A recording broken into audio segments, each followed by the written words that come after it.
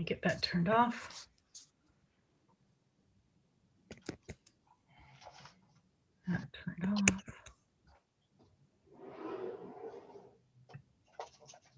Hey, Victor. Hi, everybody.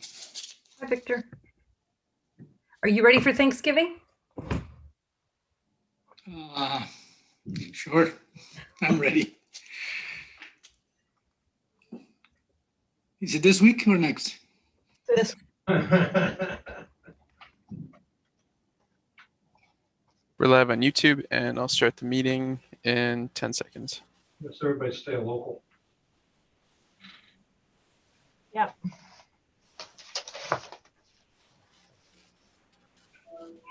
Hey, Emma, I'm just about to start a meeting. Let me just see the little guy. Okay, we're live. Hey.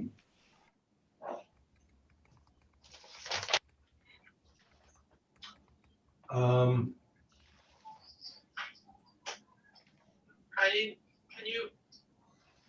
need to go to the grocery store right now. Okay, listen, I'm about to start a board of trustees meeting. Look, Okay, well, let me just talk to Frankie for a we second. didn't have to. I'll talk to you after the meeting. Frankie. I can't see him now. Frankie, Does anyone we can hear this? Isn't this how all municipal meetings should begin?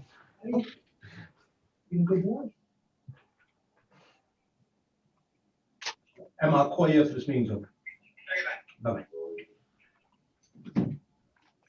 Okay, is the gang all here? The gang's all here. Good evening, and welcome to the November 23rd, 2020 Board of Trustees meeting. I need a motion to open this meeting. So move. Second. All in favor? Aye. Thank you. I'd like to go right into the executive session so we can get that out of the way and then come out and try and plow through our business, which is much. The executive session tonight, there's some items on for advice of counsel. Village attorney personnel matter. It is anticipated that a motion will be offered into executive session pursuant to 105(1)(f) of the New York Public Officers Law as it relates to, okay, so DPW personnel matter, that does not have to be dealt with tonight. That can be taken off the agenda. And manager's office personnel matter, this is another 105(1)(f) to discuss personnel. I need a motion to go into executive session for the village attorney personnel matter and the manager's office personnel matter and advice of counsel. So moved. A question first before we vote. Does the village attorney matter is sufficient for us to also discuss some of the resumes that have come in for land use? I thought we were gonna do that at the organizational meeting, or we'd have another meeting before, but I'm frankly not prepared to do that tonight. I didn't know we were gonna do that. Well, I can talk about it very briefly, not to decide anything, but just to at least acknowledge where we have and how to proceed. So Well, including that very briefly, not to get into any substantive discussion, but to just move the first step. So with that addition, I think we could. Okay. 3 issues.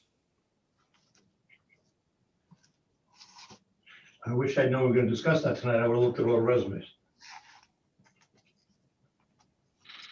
I'm not. Hey, Victor, if you're just looking to kind of, see where we stand and something like that, is that something that we would need to discuss in executive session?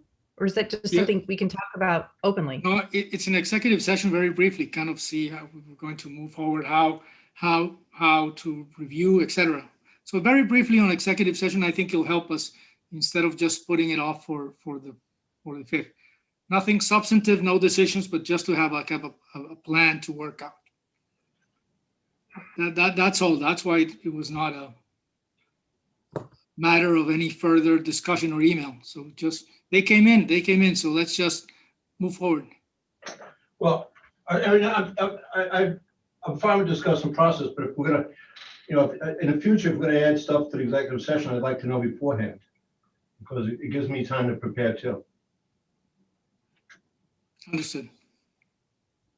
Yeah, okay, can we have a motion based upon what Victor said? We have the motion. I need a second. Second, Call the roll. Trustees Winstrup, Yes. trustee Natchez, yes. trustee Lucas, Yes. trustee Tofor, Yes. Mayor Murphy. Aye. I'll see you in executive session.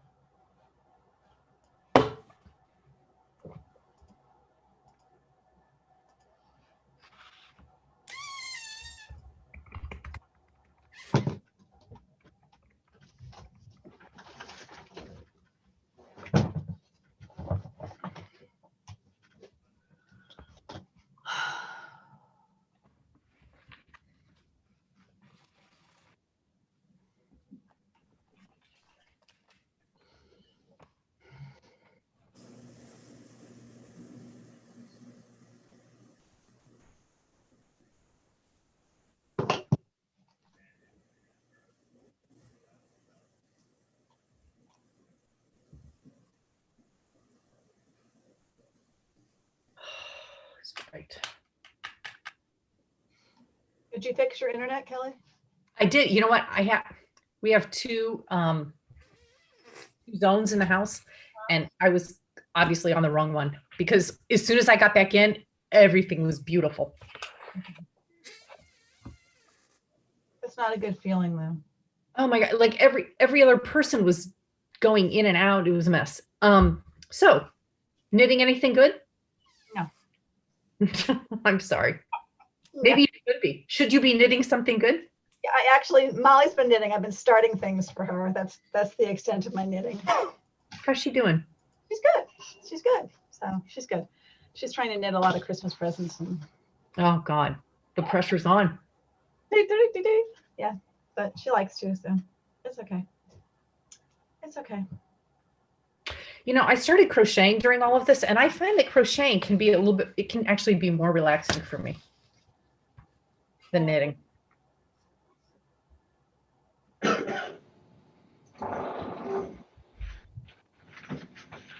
Hi, folks.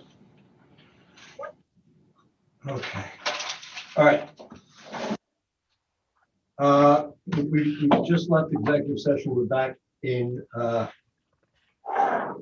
regular Board of Trustees meeting.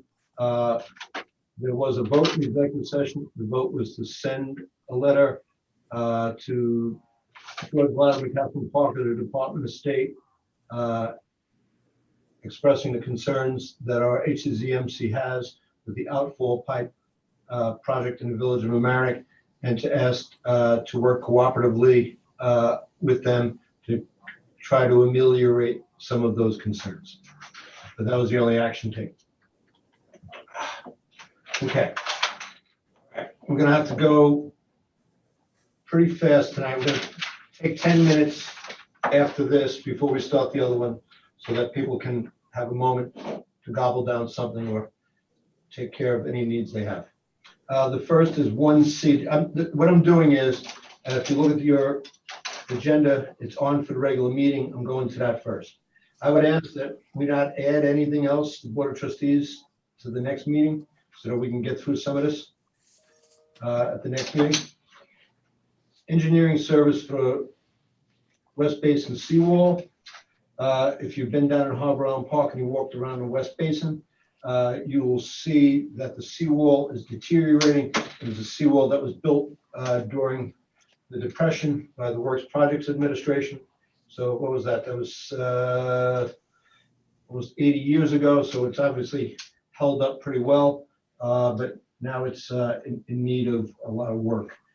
Jerry, would you like to talk about this for a minute? Mayor, we have a quote for $14,600 from our consulting engineer to prepare the plans and do the construction management for the repair of the West Basin seawall. The request came in letter form from the Coast Guard. This is a little bit of a critical area because there are buildings that are very close to the seawall, unlike at the East Basin where there's just benches and a walkway. So there's a more appropriate need for the engineer to develop the plans to make sure that we're doing everything we can to avoid having a building fall into the water. That would be regrettable. Yep. Does anybody have any questions or concerns? This is on for the regular meeting. The only thing that I have is that the proposal only cites some of the approvals that they need. And they need to go to, I think they need to coordinate with Harbor and Coastal and Planning, because there's a wetlands permit and a structures permit. They have land use board applications and approvals for $3,400 listed as number 5. Oh, page 3. Okay, thank you. Okay. Jerry, I had a question. Is this something that you see once we hire a village engineer, that person taking this over, or would Keller and Sessions just see this through? So Keller and Sessions would see this through. Okay. I typically, in order to keep costs in control, I ask them for a quote for engineering services as opposed to just asking them to do the work. So I can keep them in line as far as our costs. But yeah, they would see this through. And then if we did get an engineer in the near future, we would just do other repairs as needed, or maybe the entire seawall at some point. Okay, thanks. Thanks. Okay, everybody fine with having this on for the regular meeting? Yes. Yes. Great. Intermunicipal agreement with Westchester County for residential food scrap program. Jerry, this is just a standard.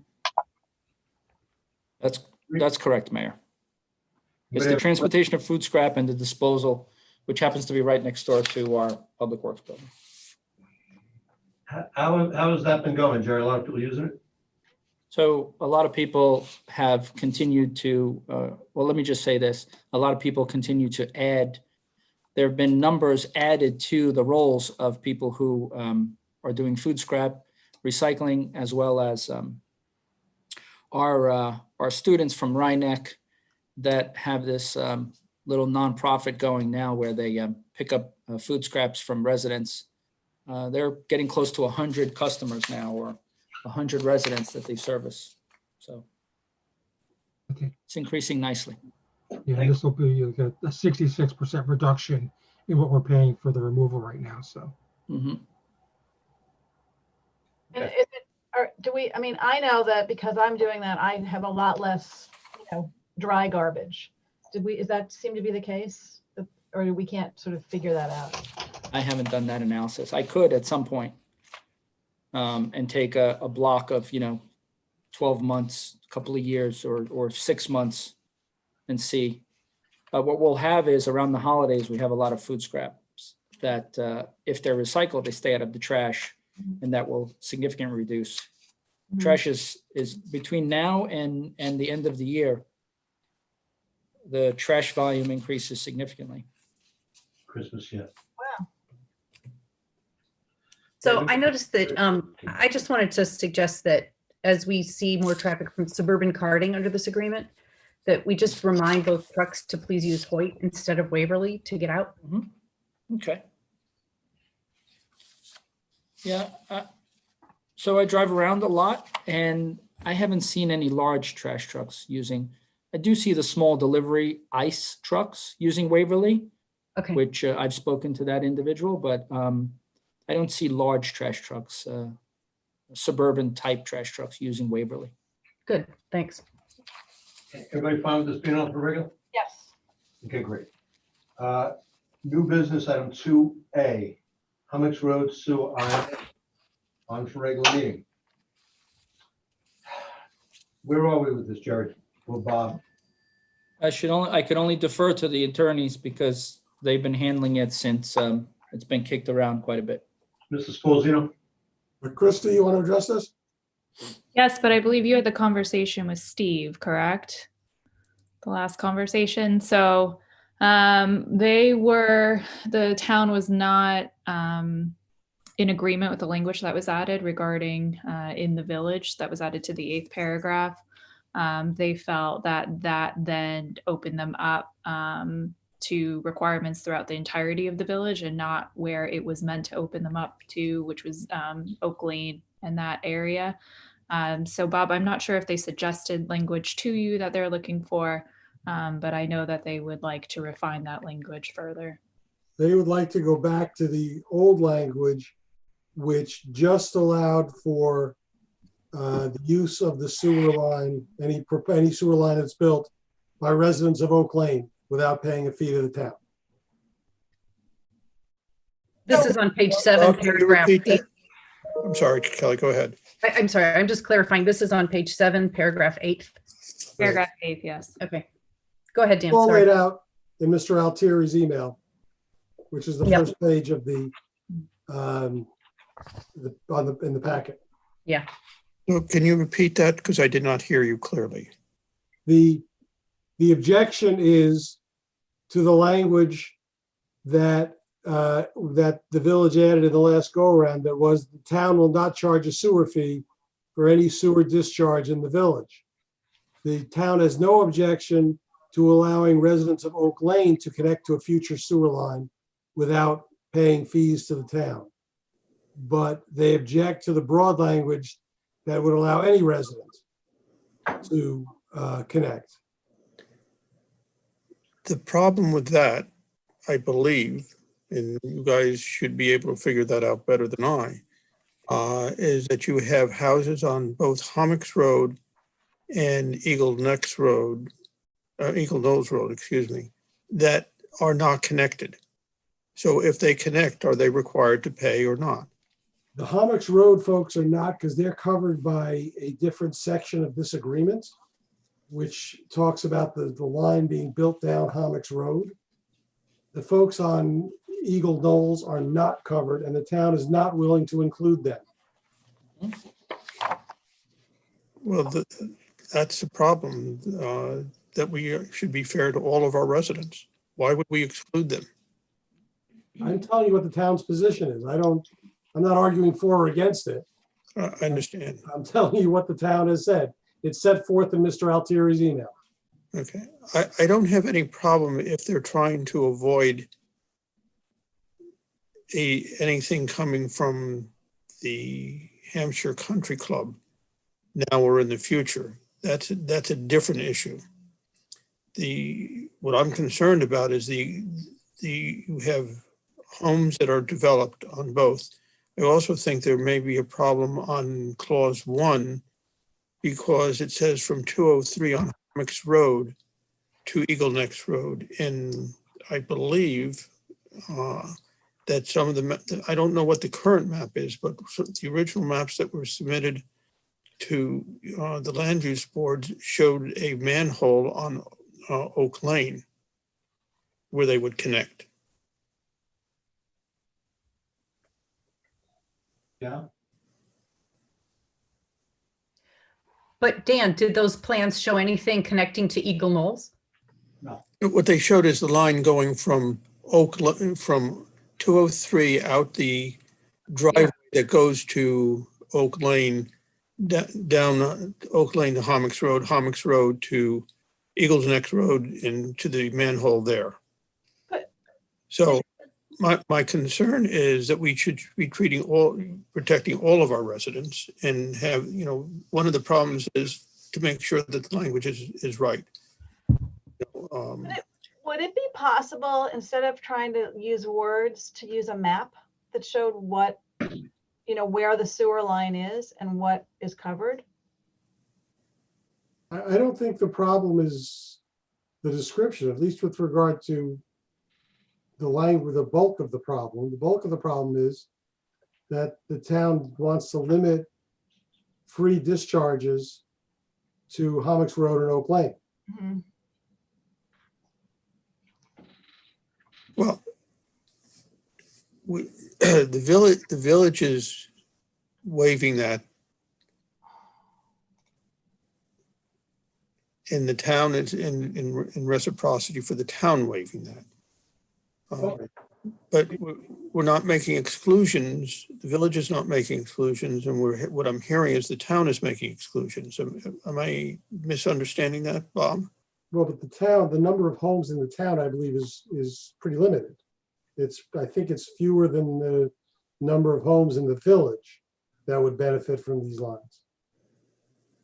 I'm not so sure, but I haven't counted them, but you have the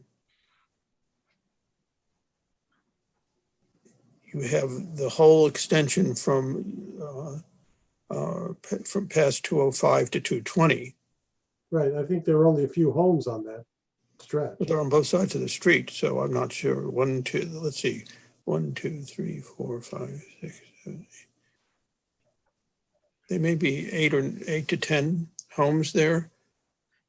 There are, I think, 6 homes on Oak Lane and maybe another few in the village part of Hommocks Road. So, I mean, I'd asked Dan Sarnoff earlier whether there were homes on both Hommocks Road and Eagle Necks Road that were not connected to the sewer. And am I correct, Dan, that there were homes on both that are not connected? There were homes on Hommocks and Eagle Knolls that are on septic. Okay.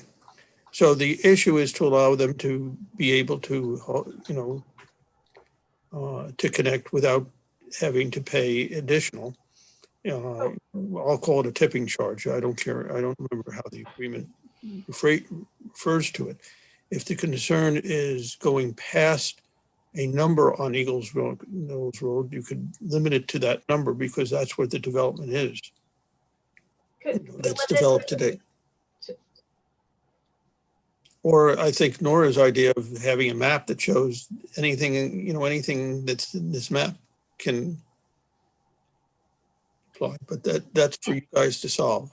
It seems like the problem is there's one house that's on the corner of Eagle Knolls and Hummocks in like a triangular lot that's clearly going to have the pipes running right behind it. But then on all the other houses on Eagle Knolls Road are sufficiently distant that would have to be a whole new line.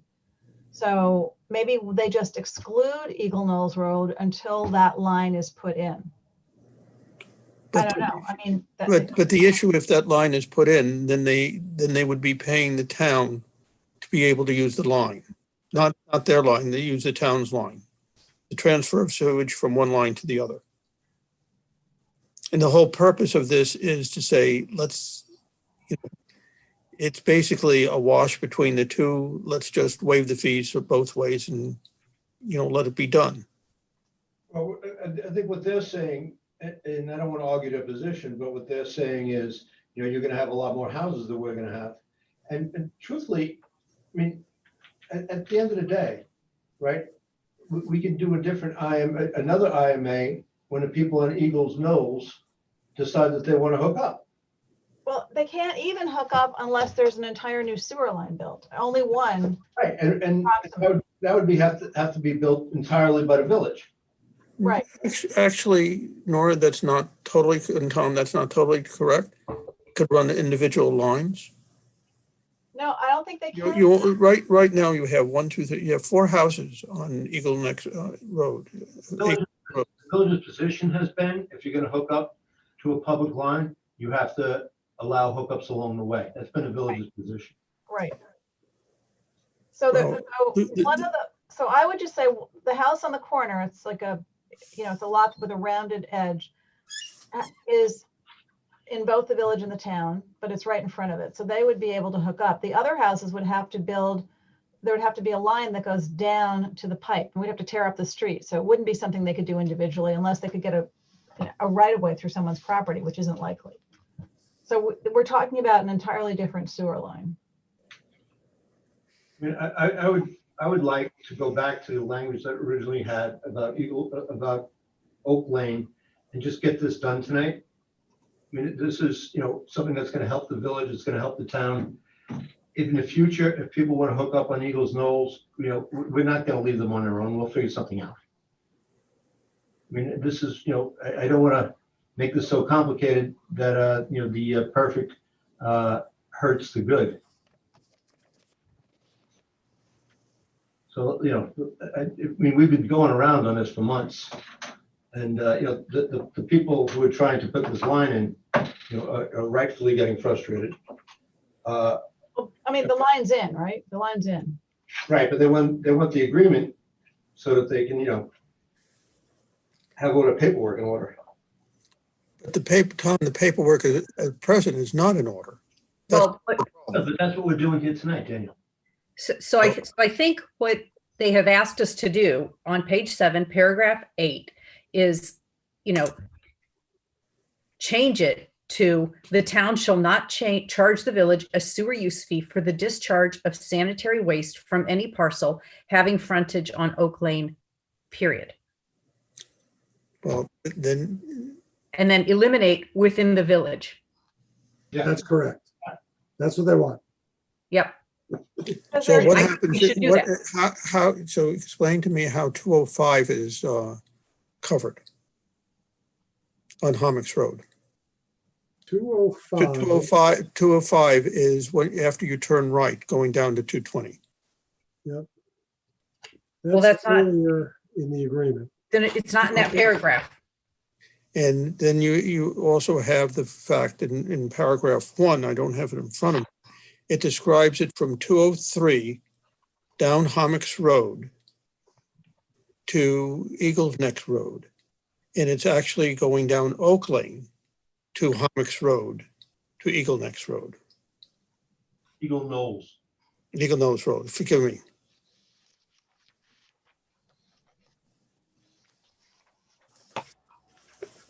I mean, these are technical things that, should, have come to light, but they should have been covered and they need to be covered. If I'm not comfortable as one person of excluding Eagle Nose Road, but if everybody else is, that's fine. I'm not. I think it's unfair to those residents and say, we'll worry about it later. Recently, we allowed, or with the then village engineer was going to allow a private line to be put in on Taylor's Lane that would be at the end dedicated to the village that others could hook up to, but it would be a private line from one house to the public sewer. We've done that that eliminated the problem of doing separate lines for each house, which was done on Grecian Point Road. Okay.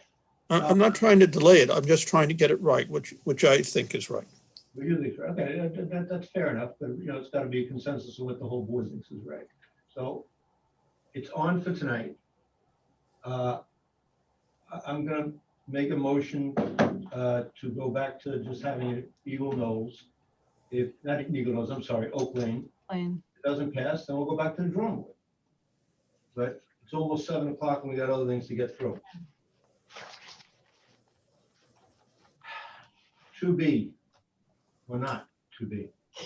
Declaration of surplus property, authorization to sell tasers. Police department wants to get rid of its old tasers. They got new tasers. The issue is you don't want to sell tasers just on the open market, as it were. So, Jerry, am I right? They want to do That's correct. private sale. So it's a dedicated vendor that would purchase these tasers. I think this is also what we do with old firearms that the village has. Mhm. The procedure in the same vendor.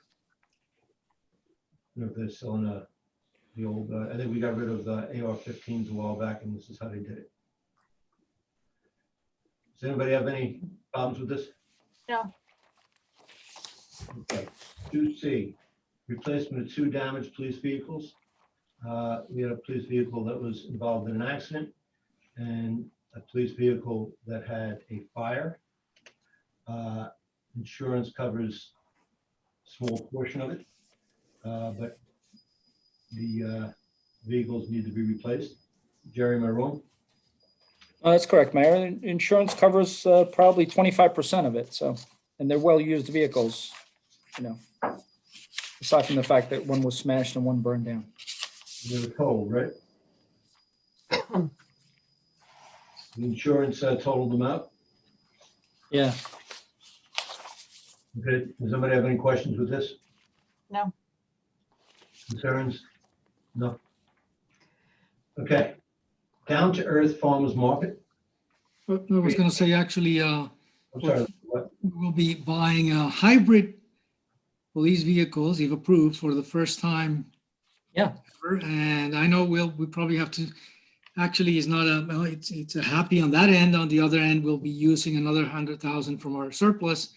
So that gets us to 900,000. So that gets us into a little turf, but I think, we will have to vote for that later on. But, I just wanted to raise that because several years ago, we talked about hybrid vehicles for the police and everybody said, can't be, it's impossible. And now the world is changing very fast. So, You're right. all right. Yeah, I remember that too, Victor. You're absolutely right. Okay, where the heck are we? So everybody's all right with that? Down to Earth Farmers Market.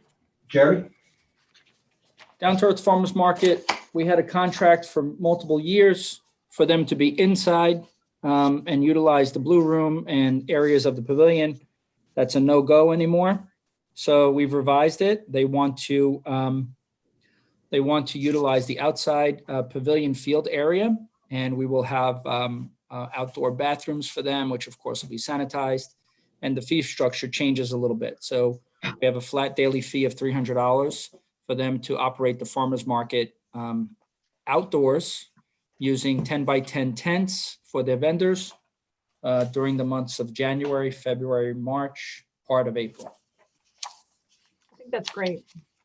Will the fee cover the cost of the porta toilets? Yeah, well, there won't be,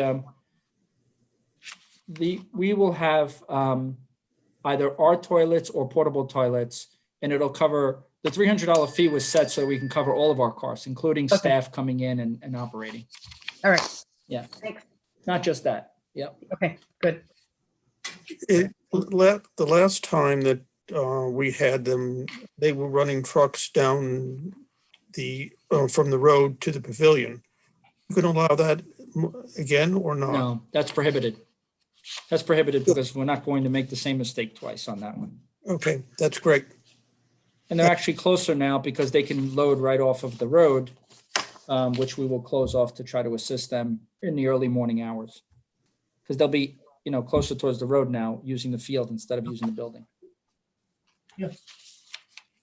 Okay. Okay. Westchester Joint Waterworks. No, I'm sorry. Opposition to Danscombe power plant build out.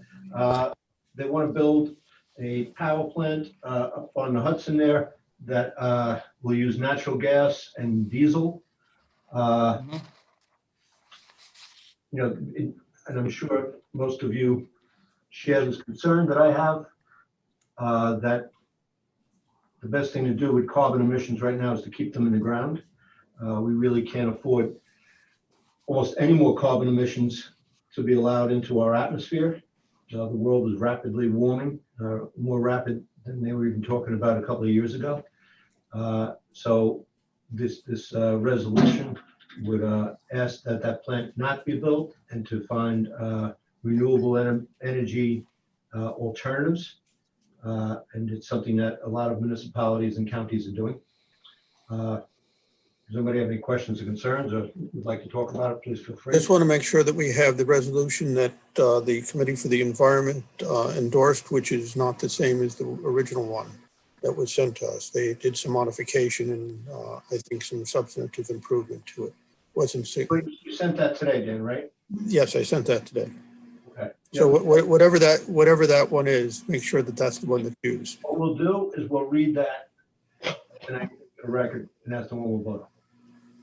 Fair enough? Yes. Everybody I'm sorry, does anybody have any questions or concerns about that? No. Pardon me. 2F, Westchester Joint Waterworks Project. This is to build a booster pump station up by Rye Lake. We have an extensive memo from Westchester Joint Waterworks about it. Does anybody have any questions or concerns? Have to do it. The joint project. Hopefully they're coming under budget. Okay. 2I, contract 2020-3, I&I remediation. Jerry, you want to talk about this? That's still under review, Mayor. That is for the remediation work that will be performed based on the investigation from areas 8, 11, 13, 14 that were previously investigated with our contractor, Arcadis. But that's still under review. We were just able to clear up one bid issue and just the other day. So we'll have that ready for a subsequent meeting. Thank you. Okay. Can I make, Tom, can I ask a question? Sure. Two questions. Actually, we have a bunch of people who I think it looks like are here for the walking safety assessment. So if we're not going to get to it tonight, maybe we should make it clear and let them know that we'll do it. Why don't we get to that, and that'll be the last thing we do probably tonight. Well, there's one other one, and it's the waiver for the residency requirement for the court clerk, because I think that Jerry and Danielle are waiting on that to execute some other stuff. Where is that, Nora? I don't see it. It's on old business, it's L, and it's been on for a while. So it's 1L. Yep. Okay, let's get that. Okay, thanks. Providing a waiver of residency requirement for court clerk. Gary, you want to talk about this for a second? Sure. So originally this was put on because we have an employee in the court that potentially would have been interested in the court clerk position, which was Bonnie Castarella's former position. But she does not live in the village. We currently have a waiver of residency for the manager, the clerk treasurer, and the one other, Dan Sarnoff, help me out. Village attorney. Oh, assistant court clerk. Yeah. But the court clerk has to live in the village, and we don't see a reason why. It opens up the pool of applicants and potential great employees that could come to work for the village. So that's why we're asking for that to basically look exactly the same as the assistant court clerk residency waiver right now. That is not on for the regular meeting, but we can put it on in 2 weeks. Yep. Is everybody all right with putting that on in 2 weeks? Yes. I'm fine, as long as it doesn't tie up Jerry, because I haven't followed it, but I know they've been trying to hire some staff. Is that okay, Jerry, 2 weeks? 2 weeks will be good. That's as fast as we can get it on. Okay, thank you. Would All right. today be better? Do you want us to add it tonight? Would today be better? I don't think we have the draft public local law prepared yet. Okay. Correct. Oh, okay. Well, yeah, we don't have any of the work done on it, so I can't give it to you. And Do the work you got to do, we'll get it on. Can we yep, have we'll get it done. plea for Thank the you. max charges? Thank you very much. Thanks for pointing that out, Nora. Welcome. Okay, Welcome. we have 12 minutes left, and we have folks here who presented a petition and who have advocated strenuously for traffic safety measures. So I think that has everybody had a chance? I mean, we're going to talk about the whole walking safety, but has everybody had a chance to see the petition? Yes. Yes. I've been down there a few times, and I can actually see both sides of the coin. I can see why the traffic commission might have been reluctant to put a stop sign there, but I can also see, you know, especially when there's a lot of cars parked, the concern, especially on English, where it really becomes a two-way, that's a one-way.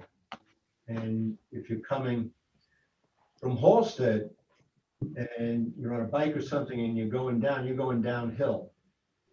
And people making that turn, especially if there's cars parked, aren't going to see you.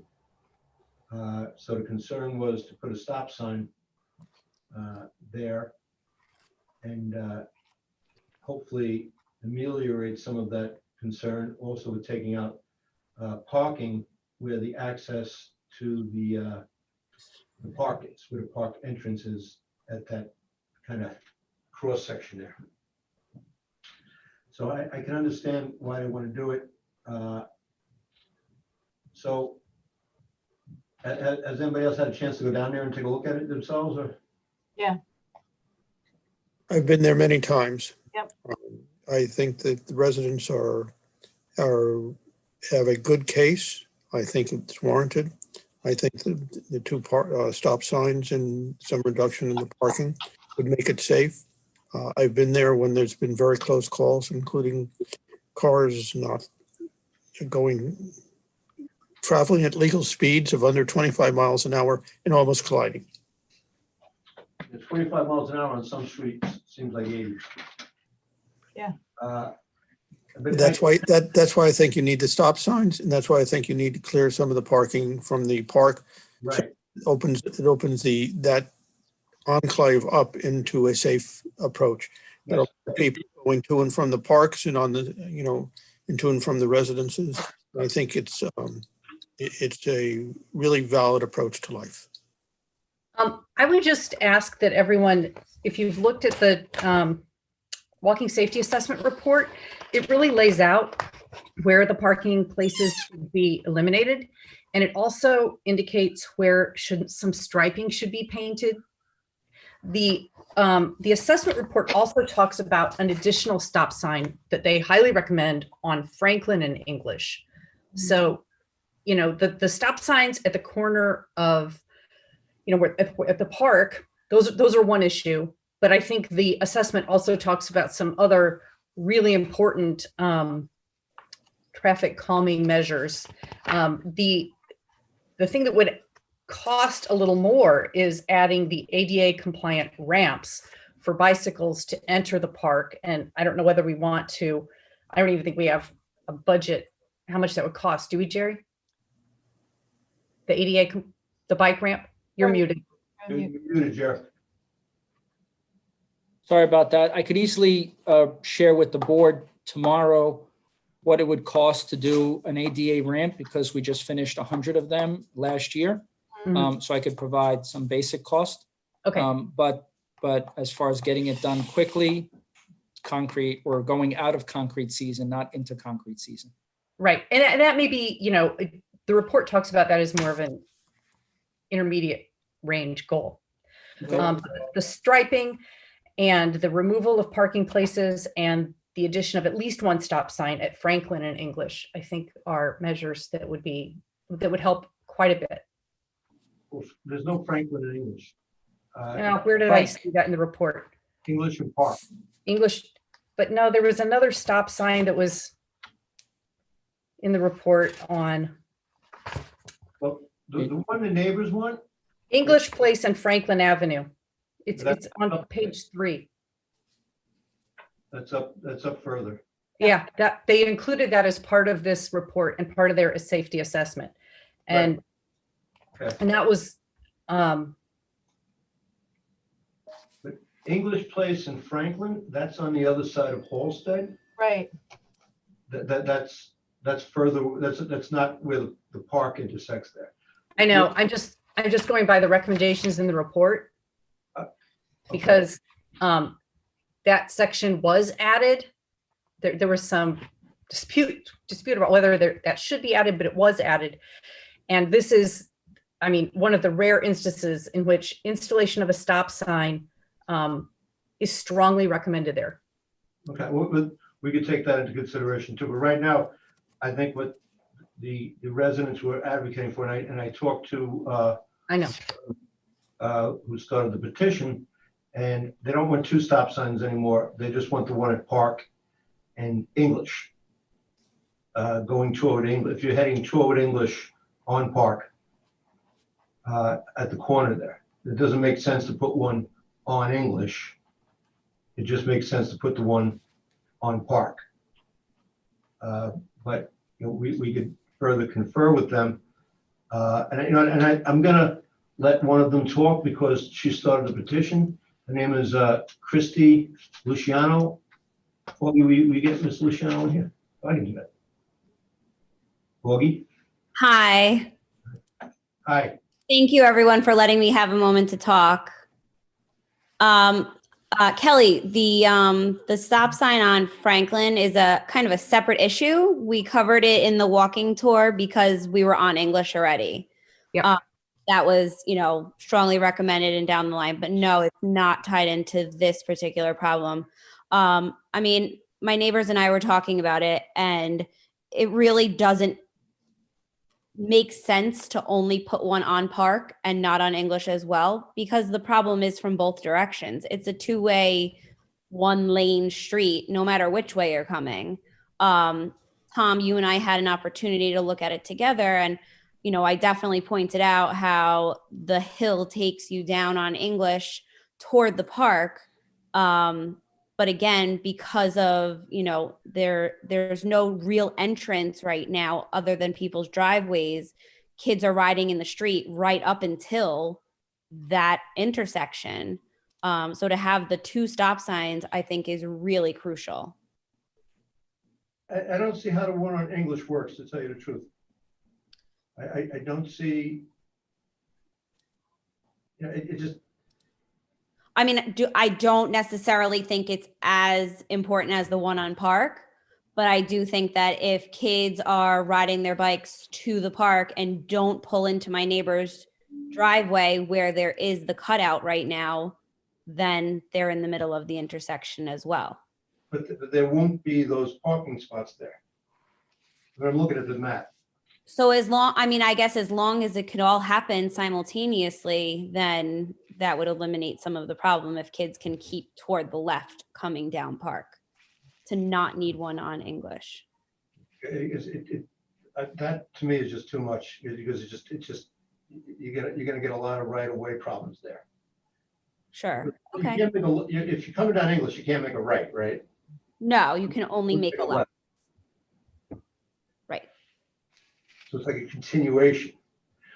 I would propose that we start with the one on Park I And- think that would be a good place to start. and take away the spots in front of, you know, where they're really not spots anyway. Right. You know what I'm talking about, where the entrance is. Right. People just make them spots. Yes. The mayor has done that a lot. It's all right. Uh, So yeah, if we could start with one on Park and then striping done around the corner to allow for cars to hug the side as well as kids to hug the bikes on the side. And then maybe we can reevaluate it after a little while and see if the other one is still needed or if it solves the problem. That would be, I guess, the most ideal. There are I think there are 113 signatures on our petition right now. A lot of people feel very strongly about this. So we've been at meetings ever since July, and I hope this is the last one. Not that I don't like joining you, but You don't? I mean, it's been a long night. I know you all feel it too. Oh, and we're just getting started. You have no idea. You have another hand up here? You want to? Alana? Hi there, can you hear me? Mhm. Okay, so I do think 2 stop signs are necessary, and I'll tell you why. You know, the kids coming down English represent about 10 homes. The kids coming down Park Avenue represent about hundreds of homes. So you have kids coming from the other side of Halsted. There's a crosswalk on Florence, so they come over, you know, to Florence, and then they head down Park Avenue. So there's hundreds of kids coming down Park Avenue. Imagine flying down Park Avenue in the center of the street and having a car curving around from English into Park at that crux of the curve. It's a blind turn. At the crux of the curve, the kid is going to get hit. I have seen so many close calls. If you're going to put up a stop sign, if you're only going to choose one stop sign, then put it up, you know, stopping the cars from English. Those are the residents who live on that street. There are 10 houses on that street. Let them stop. And then, you know, I hate to choose which kid is going to be the detriment. Really put up the 2 stop signs. If you're going to put one up on Park, then you have all the more reason to put one up on English. English is preventing 10 homes, cars coming down English, turning into the child on Park versus, you know, the cars on Park Avenue turning into the child on English. This is a curve that needs two stop signs. You know, I was driving to Mamaroneck Avenue the other day, and I drove by Honda Bob's. I mean, Honda Bob's, they have a stop sign. There's not even a fraction of the number of kids on bikes at Honda Bob's that there is at the corner of English and Park. There needs to be 2 stop signs. That's my 2 cents. And if there's 1 stop sign, then have it stop the cars on English. I just don't see the 2 stop signs. I don't see, but you know, how about this? How about we ask the traffic consultant, what's the best place to put a stop sign at that intersection? You mean Matt Carmody? Yeah. And we follow his direction and we put the stop sign there. And if he says 2 stop signs, then we'll put 2 stop signs. But let's just start with if you're gonna put a stop sign here, where would you put it? And if you need to, let us know. So we'll have them examine that intersection, raise stop signs. Can you still hear me? So that would be, the way I think to, and if he No, says you need 2 stop signs, we put 2 stop signs. If he says you really need one here, this would be the best spot, and this is the reason why you don't need, what I'm saying is, you get a stop sign there, let's just figure out the best way to do it. With the traffic consultant, is that fair enough? I think that this has been going on for months and months and months. And my fear is that we now get, Christy came to the Traffic Commission over the summer. I think this is her 6th or 7th call to the village. I mean, there's a point where it just becomes ridiculous. Alana, Yeah. you're here to get stuff done, and I'm trying to get it done. I agree. I mean, I'm just afraid that Matt's going to come in and it's going to be just another stone wall. It won't be. Check back in 2 weeks. I don't know. I've been there many times. I've seen the close calls. I happen to agree with Alana and Christie. I think it would be apropos to put the 2 stop signs in. It doesn't cost the village any significant amount of money. Put the striping in and the elimination of the parking that's been outlined by the report. And I think we're off and running. And we've solved a problem that's been there for a long time. And I also think it's a blind corner because of a tree on the corner as you're turning right onto English or left onto Park. So that makes the visibility even less. I'm not suggesting we get rid of the tree, but I think the double stop sign might just slow people down a little bit. Let's ask for a resolution to put the 2 stop signs. This isn't something I'm gonna. Let's just get it done then. All right, I just want to be clear. I'd like all these assessments to stay on the work session agenda because we do have, in addition to this petition, we have reports that have been done by professionals with hours upon hours of real solid, look in the field. And so I'm at, and this isn't the only intersection that has pedestrians and kids in danger. There are a lot. So I would just ask that we keep this on the agenda and keep just making progress going through them. Okay, that's fair enough. I agree. I'll second that because the reports are amazing. And They thanks really to are. everybody. All done. This is real expertise works and expertise from experts and from our real residents involved. So yep. I was impressed, very impressed how they're getting. So thank you all that are involved. Mr. Sarnoff? Yes, Could you prepare that resolution for 2 weeks? of course. We're ready. Thanks. Great. See you 2 weeks from now. Or stay for the regular meeting. Oh, please stay. Please stay. Okay. Thank you, citizens. We are going to adjourn 10 minutes. this work session. We're going to come back in 15 minutes, all fresh and ready to go. I need a motion to adjourn the work session. So moved. Second. All in favor?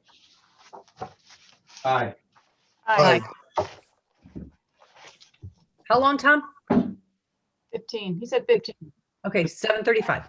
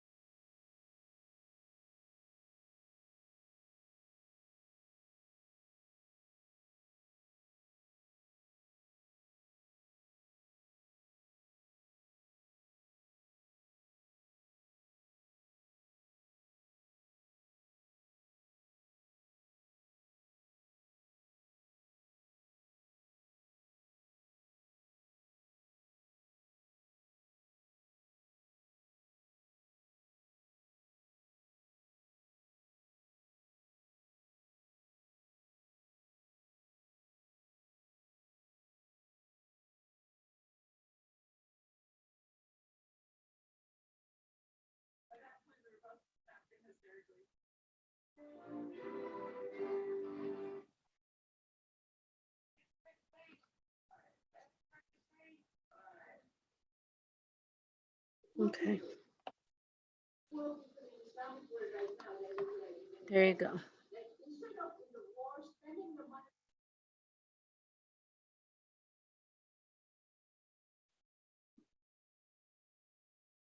So you're not going to see very much behind you.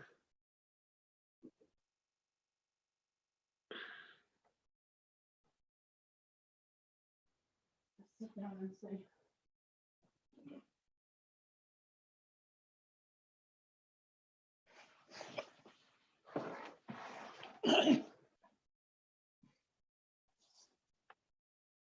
Very good.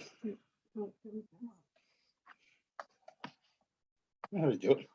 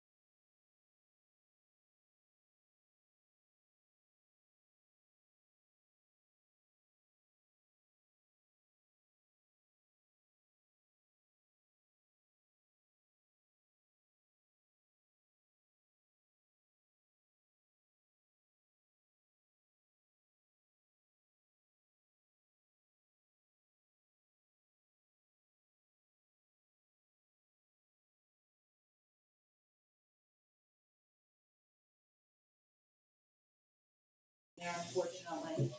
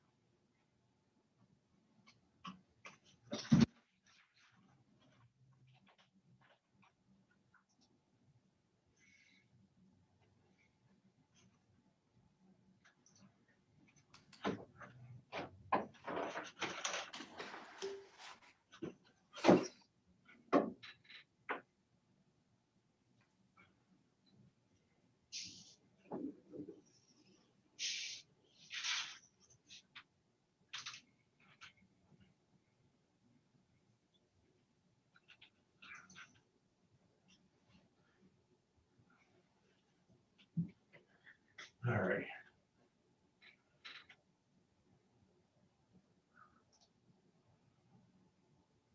Give me a minute.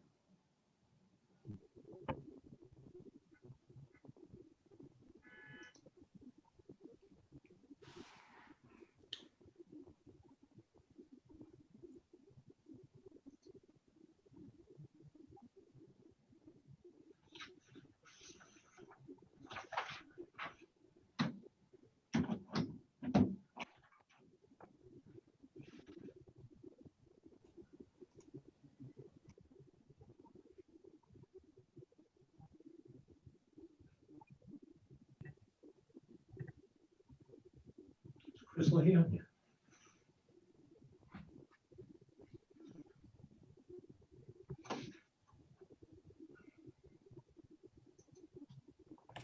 Yes.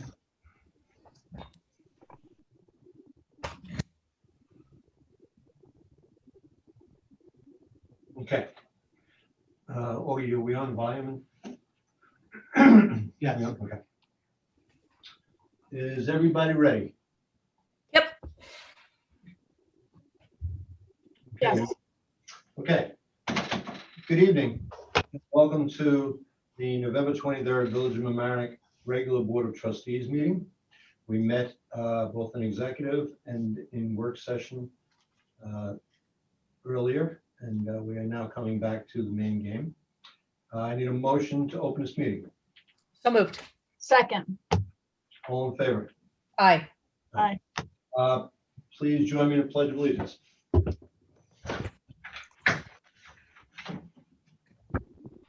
Aye. Pledge of Allegiance to the flag of the United States of America, and to the republic for which stands one One nation, uh, under God, indivisible, indivisible, with liberty and justice for all.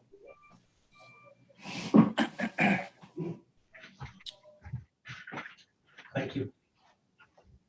All righty. First item on the agenda tonight, a presentation to longtime village employees. And I see one of them is preparing for retirement by growing a beard already.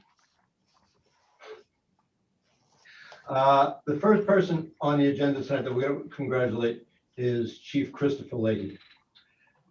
Chief Leahy has been with the Village of Mamaroneck for 27 years. He's been in law enforcement for over 30 years. Both of the gentlemen tonight that we're saying goodbye to, I have known for a very, very long time.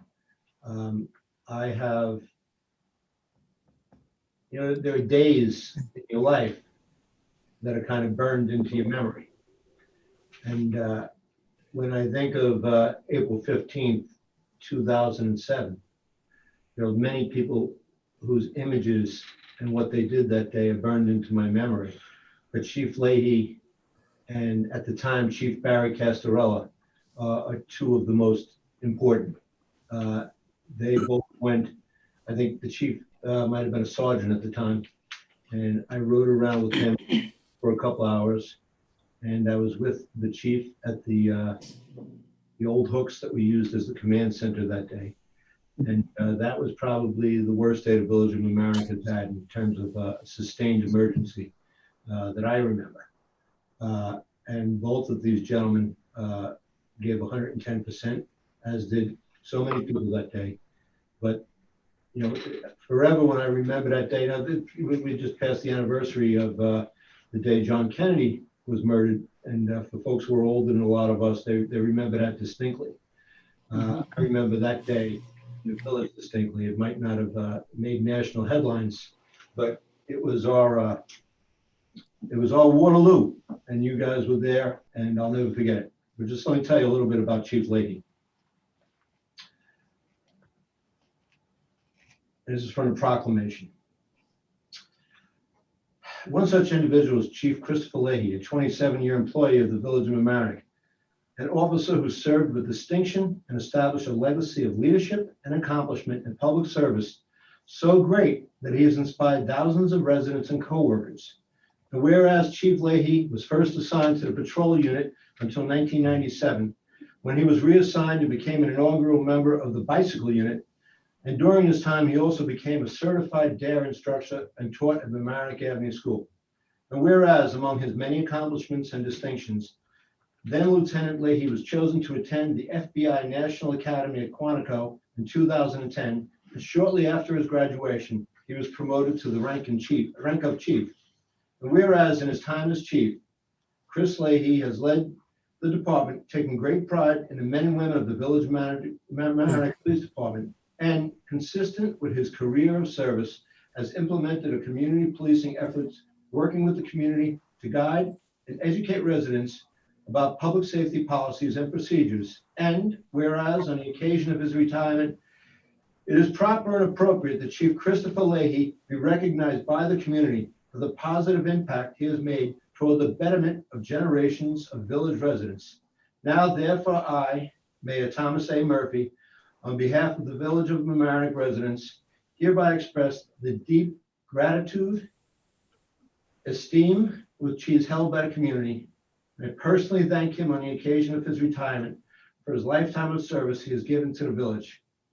Chief, I wish you nothing but happiness and health in whatever you do. It was a pleasure knowing you as a man and serving with you as an official at the Village of Mamaroneck. Anybody on the board, anything you'd like to add at this time to our chief and saying goodbye to him?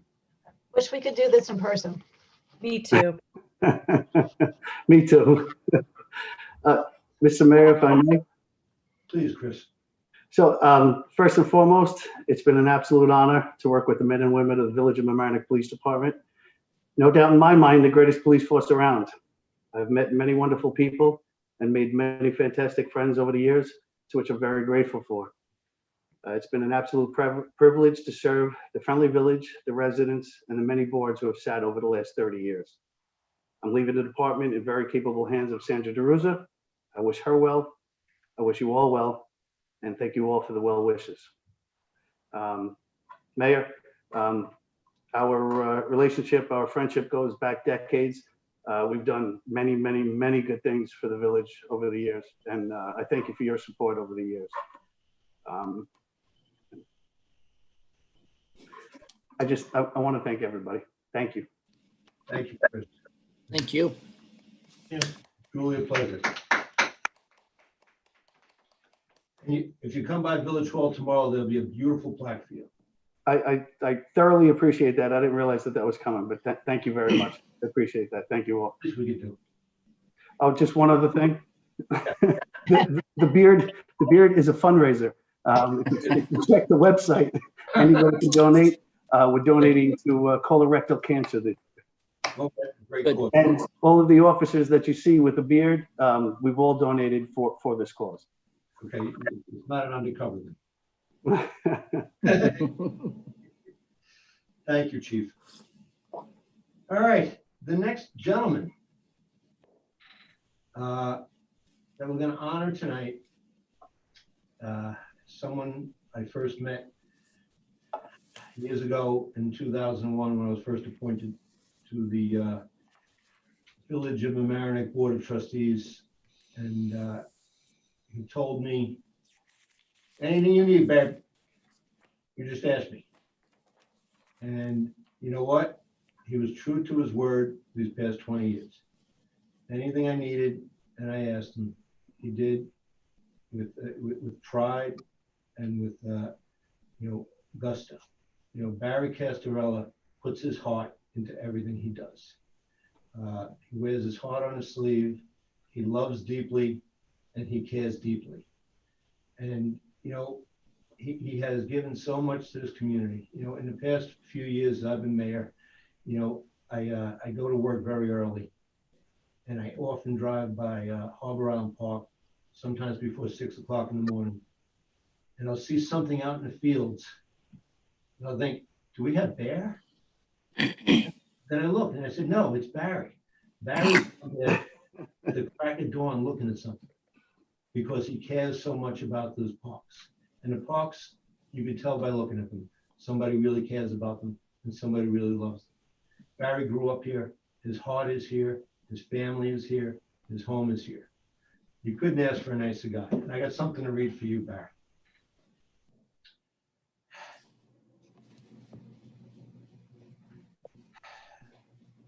One such individual is Barry Castorella, a lifelong resident and 37-year employee of the Village of Mamaroneck. A man who has established a legacy of leadership and accomplishment so great that he has inspired generations of residents and coworkers. Barry Castorella currently serves as general foreman of the Parks Department, and over the past decade has dedicated himself to improving the village facilities, enhancing the recreational experience and quality of life for tens of thousands of residents. And among his greatest accomplishment, he has built new playgrounds to serve the children of the village and provide stewardship of Harbor Island Park, the jewel of the Village of Mamaroneck. And in addition to his employment with the Village of Mamaroneck, Barry Castorella is a 40-year member of the all-volunteer Village of Mamaroneck Fire Department, having served as a chief within the department from 2005 to 2008. And an inspiration to hundreds of fellow firefighters he has served with over the past decades. And in his time as fire chief, Barry Castorella led the department in its response on April 15, 2007, nor'easter, where they responded to over 1,100 calls for service in a single day. As a general foreman, he has also led the response and recovery in the Harbor Island Park in the aftermath of Superstorm Sandy. And on the occasion of his retirement, it is proper and appropriate that Barry Castorella be recognized by the community for the positive impact he has made toward the betterment of generations of village residents. Now, therefore, I, Mayor Thomas A. Murphy, on behalf of the residents of the Village of Mamaroneck, hereby express the deep gratitude and esteem which he is held in by the community, and personally thank him on the occasion of his retirement for the lifetime of service he has given the village. Barry, I'm going to miss you, and I know you're still going to be around, but I meant everything I said. You gave your heart and your soul to this place, and I appreciate it. And I'm sure we're going to remain friends, and I'm sure we're going to pass each other and get coffee with each other when we can sit down and hug each other again.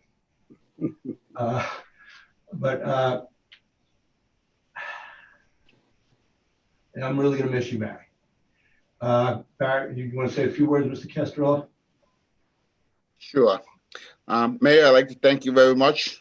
It was a great honor, great speech. Also, I would like to thank the mayor, the board, the trustees, former mayors, former board members that I have worked under all these years. I'd like to thank the village manager for what he's done also. All I can say is I am a little upset that I'm retiring, and I'm gonna miss all you people. I just worked under a lot of great people. I learned a lot of good stuff. The person that's taken over right now while I'm out, I think he's a great person to do the job that he's going to do. And it's really nothing else I can say. I'm really upset that I'm retiring, but I got to move on to a new chapter in my life, and the village has got to move on in the chapter of their life. And all I can say is thank you to everybody. Nora, I wanted to say on behalf of working as the general foreman of parks and the park commission, and you being on that board and leading it, I think it's a great job, and that you're working very hard in that, doing that job. Thank you. Thank you. Thank you. I know we have Assemblyman Otis here tonight. And Steve, I think you have proclamations here that I have for the gentleman. But please, Steve. Sure. Well, it's great to join you and Chief Leahy and Barry to be here, even on Zoom, to mark your retirement. And let me just make a few comments. Chief Leahy, a great career for the Village of Mamaroneck. And one thing that I know is you're always a steady, calm hand, regardless of what was going on. Your leadership was an important force for the police department and keeping things level-headed. And a great career. I also bring, for both of you, but I will start with the chief, a hello and congratulations from former Mayor Susie Oppenheimer, who I told I was going to come on this Zoom, and she said to congratulate you and also thanks highly of the work that you did. But you worked your way up through the department to lead the department, and you left it in good hands. Congratulations. We have a proclamation from the State Assembly to mark the occasion, and good luck in your next chapter of your career and your what you do next. But you did great by the Village of Mamaroneck. People of Mamaroneck very lucky to have your years of service. So congratulations, Chief. Thank you very much. And Barry, I also bring a hello from Susie, who you've known for a long time and was mayor when we started working for the village. And she also sends congratulations. I think that what you've done in terms of the village, you've done everything, and through public works and then your leadership in the parks department. And I think people understand that your belief was in the parks department. It's there, parks are there for people and families to enjoy the parks. And that doesn't happen just by showing up. It happens with all the preparation that the parks department does to make sure that the events, the activities go on, and you're always there. I actually don't think it's an official Mamaroneck event. After all, it isn't in attendance, and I think you're still going to be showing up at things, so we'll still have official events. But 40 years of service and really great dedication in terms of the improvements to the parks, the facilities, and the care that goes into doing that right. You are have the benefit of knowing you've made a lot of kids and a lot of adults very happy. A proclamation from the State Assembly is also waiting for you as well, but an honor to know both of you gentlemen, and to be here to help recognize your great service for the friendly village. Mamaroneck was very lucky to have all of that service. And I'll say one last thing. In the 2007 flood that the mayor alluded to, I was down on the ground in Mamaroneck after that and the days following that and some of the other flood events. And people in Mamaroneck may or may not realize that in those flood events, the Village of Mamaroneck was the worst hit community in all of Westchester County. And the damage, the safety issues, it was significant. And other places got hit. No one got hit as bad as Mamaroneck. And the fact that people kept it together, and as we rebuild today in terms of hopefully a plan to make sure that those kinds of events can happen. On the ground, Barry was there, Chief Leahy was there in his pre-chief days, but the village staff did a lot to protect people and property, and those are the moments of truth. Congratulations again to both of you for great careers and many moments of truth and dedication to the village. I'd like to thank you very much, sir. I really appreciate that. And all you've done for us in the fire department and in 2007. I thank you a lot. And just, Victor, go ahead. Here, yes, I just need a minute, 30 seconds each for each. And I still 2007 is fresh in my mind because I had recently moved to the village.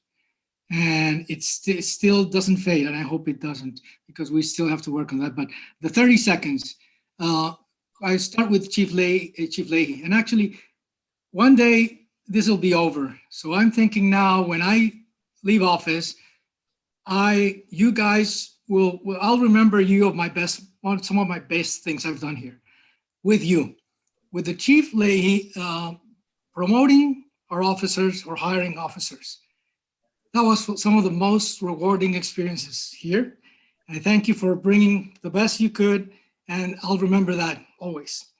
And for Barry, we as trustees, sometimes we don't have so many opportunities to talk with the workers, with the laborers, and just by chance with you and your staff, I had a chance to do that a couple times, and I will never forget that. That I've learned so much from the village to appreciate it more and to love it more. So thank you for that. You're welcome. Thank you, trustee. Well said, Victor. Gentlemen, I wish you nothing but health, happiness in the future. You're two good guys. You earned every dollar you're gonna collect. Launch you. Good luck. Thank you, Mayor. Thank you, board. Thank you, Jeff. And maybe we can do this again when the pandemic is over and everybody can be in the courtroom. Yes, right. Round two. Thank you very much, everybody. Barry, congratulations. Thank you. Bye-bye. Goodbye. Okay, the next item on the agenda is actually not on the agenda. It was I just left off, but it's public comments. Glenn has his hand up. Good evening, board. Can you hear me? Yes. Yep. I would just like to add, Barry wasn't a one-man show here in the village. He may have been the star, but between his brothers, wives, and the rest of the family, the play he was in had a large, a very large cast, and every one of them was a plus with their volunteerism to this village. Well, as we're thanking Barry as an individual, as a village employee, I believe the entire family believes should have our thanks for over 30 years of service in the village. Okay, on to the fun stuff. We have under bills coming in, more legal bills.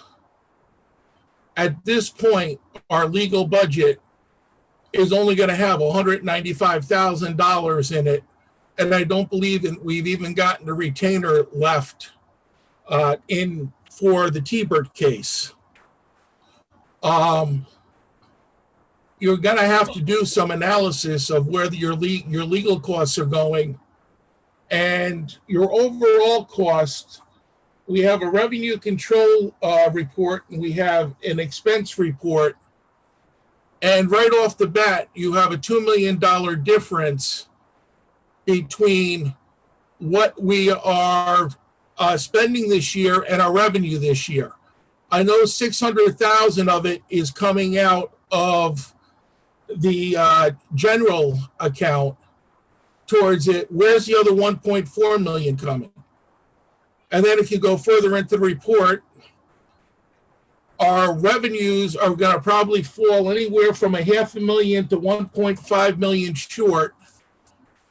You can look under fines and forfeitures. You can look under parking at the railroads, parking. The amount of money that we're going to be getting from the state is questionable. Acorn should probably be eliminated from both sides of the budget because we didn't get anything for Acorn. We have no spending for Acorn. It's 237. You should probably just either zero out or eliminate the category completely. Because you've received nothing, you're getting nothing. Police details are way down. If you actually do the analysis, sales tax may be up. According to Jerry, we got a good sales tax number. On the expenditure side, you're looking at going over your expenditures on your legal significantly. You have to look at the number of cases and start to come up with, some cost analysis of what that's going to cost you over the next 7 months. And the other one is, I see we're spending $15,000 on support for sororities, legal support for sororities. And I did look up the amount of sororities that were filed against the town. I can't break down how many are against the village, but in the last month and a half against the filing date, there's 110 of them. How many of them are sororities that also include the village of Mamaroneck? But I did see Hampshire there, and I did see Avalon Bay there, amongst others. So that's something that maybe you should have the budget committee look at, is find out how many sororities we're looking at against the village of Mamaroneck, and how does that affect our budget. But right now, like I said, structurally, your budget is structured to be $2 million in deficit. 600,000, I know, was originally planned to come out of the general fund. We're the other 1.4, and then if you even look at today's agenda, you're moving $115,000 to help your central communication system, which is over budget.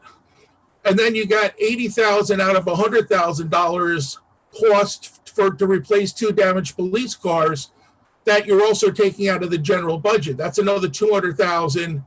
Add that to last week when you took money out for the fire department.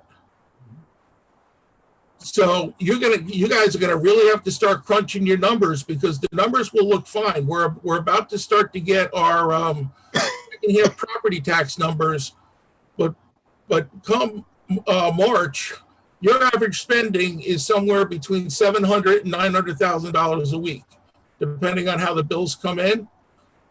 Basically, somewhere in the middle of March, all the income that you are going to be getting from your second property tax runs out.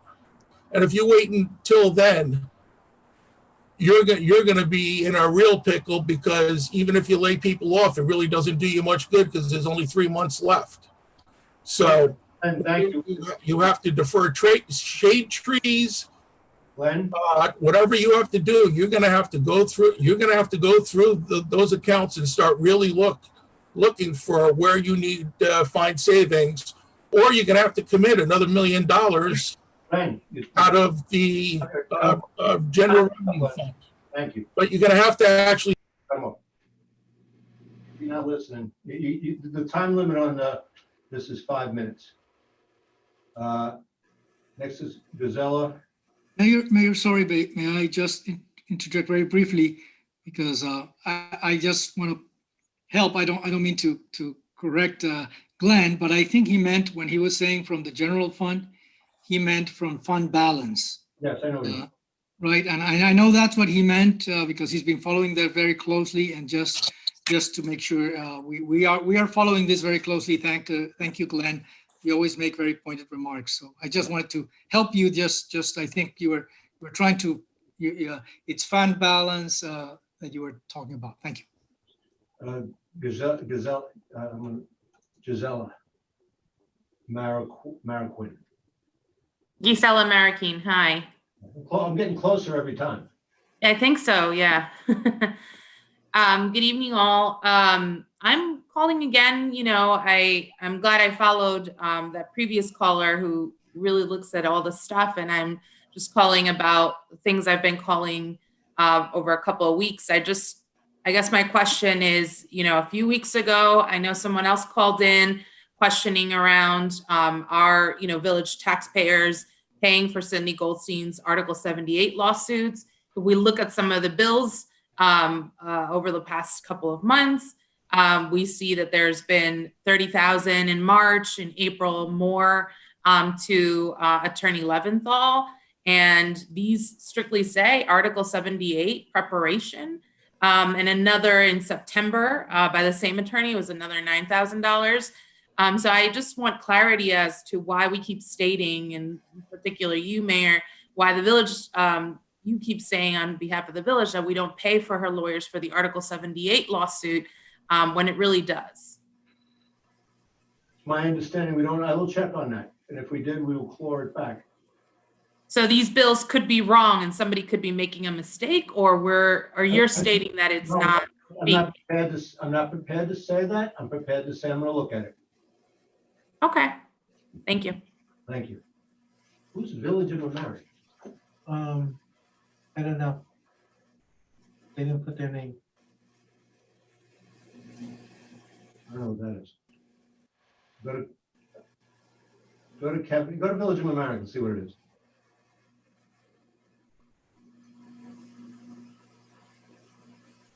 Village of Mamaroneck? Ask on mute. Take off mute. I did. Unmute yourself. Okay.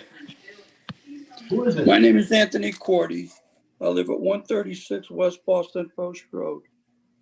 I would like to know, over the past years, you took the Post Road, you made a snow emergency road. Then you turned around and took a parking space away because you deemed it was a dangerous condition. However, it took 8 months to move the sign, no parking, to the corner.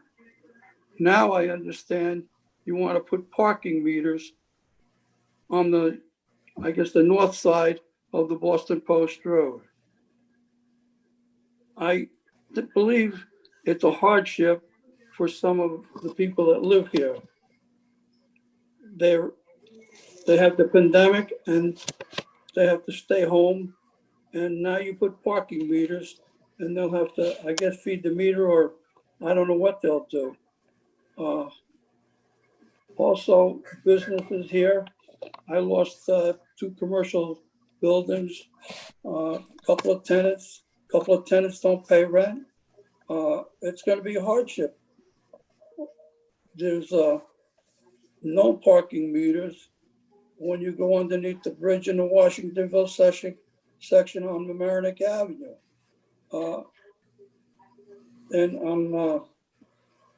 So if you want to make money, I don't know why just start over here. I'd like to thank you. I hope you reversed your decision to put parking meters on my Post Road, especially opposite the stores and the tenants that live here. And I thank you for your consideration. Thank you, Tony. To Mr. Kevin Chong. Hi there. Good evening, everyone. Thank you for taking my my call here.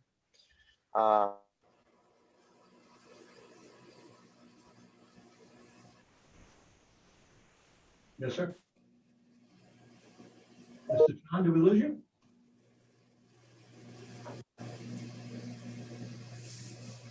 Mr. Chong? We lost you, sir. Try Daria, and we'll come back to Mr. Chong. Hello, can you hear me? Yes, ma'am. Yeah, so I'm Daria. And I think I've called in a couple of times, so I'm back. I actually wanted to ask the mayor a question. I remember a few weeks ago, a man, I think his name was Glenn, which means it was the man who just spoke a couple people before again. He called and asked how many lawsuits the village is fighting that aren't covered by insurance. And you said that you would have to get back to him on that. So I wanted to ask what you ended up finding out, and also if the village's insurance premiums have gone up as a result of all of these lawsuits that it seems a lot of people tonight are asking about. I don't have the answer to that right now. I'm sorry. Okay. Who at Village Hall is responsible for tracking these insurance premium expenses? You can foil the clerk treasurer's office. Mm-hmm. Okay. So that would be that would be who to reach out to figure out what, if anything, has been done to keep these expenses in check. That would be the office to contact. Okay, thank you. You're welcome, ma'am. Mr. Chan, another shot. Hi there. Can everyone hear me now? Yes, you just dropped off before. We could hear you in the beginning and then it dropped off. Oh, okay. All right. Anyway, thank you for taking my call. So I have a question as well, also related to the lawsuits that Mamaroneck is fighting at the moment. But my question is specifically for you, Mr. Mayor. I understand that the village has recently hired a second law firm on the Hampshire project. The question is, why did we have to do that? And how much is that going to cost us in the long run for the next year? I don't have a cost estimate, and the board felt it was needed to give to attend to certain issues, and I'm not going to talk about what issues because that would be divulging legal strategy. Right, thank you. Thank you, sir. Jane Dorian. Hello, Jane. Unmute, Jane. Okay, got it. Okay, can you hear me? Yes. Okay. Well, Mayor Tom Murphy and Village Board of Trustees, I'm Jane Dorian, and I'm a resident of Oriental Gardens at 953 West Boston Post Road. I will speak briefly, followed by Oriental Gardens board member Ronald Zeno. We are respectfully addressing you today because we are concerned that the long-standing tradition, more than 30 years, of unlimited parking in front of our residents suddenly changed as of last month, October. This change in practice is the reason we sent you a petition on November 4th, signed by over 100 residents of Oriental Gardens. In this petition, we listed all the many compelling reasons why unrestricted parking is needed. I am not going to repeat all of those reasons listed in the petition. I think the petition speaks for itself, and I assume all of you saw it and read it. But we are simply asking for a return to the longstanding practice of unlimited parking in front of our residents. We are requesting that you uphold our right to park in front of our own residents with no time limit imposed. And I hope you will consider this. And our board member, now Ronald Zeno, is going to address you with some additional comments. Start the clock again. Yes, Okay. you know.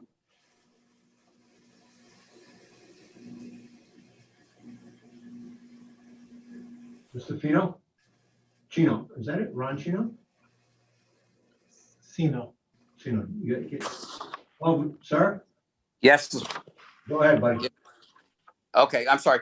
You know, we're both questioning the unfortunate decision to ticket individuals for parking in front of their own residence at 953 Boston Post Road. There was really no notice, and as Jane said, it's been a long-standing tradition that we're allowed to park in front of it. Jane mentioned that petition, so people feel very strongly. It's very inconvenient.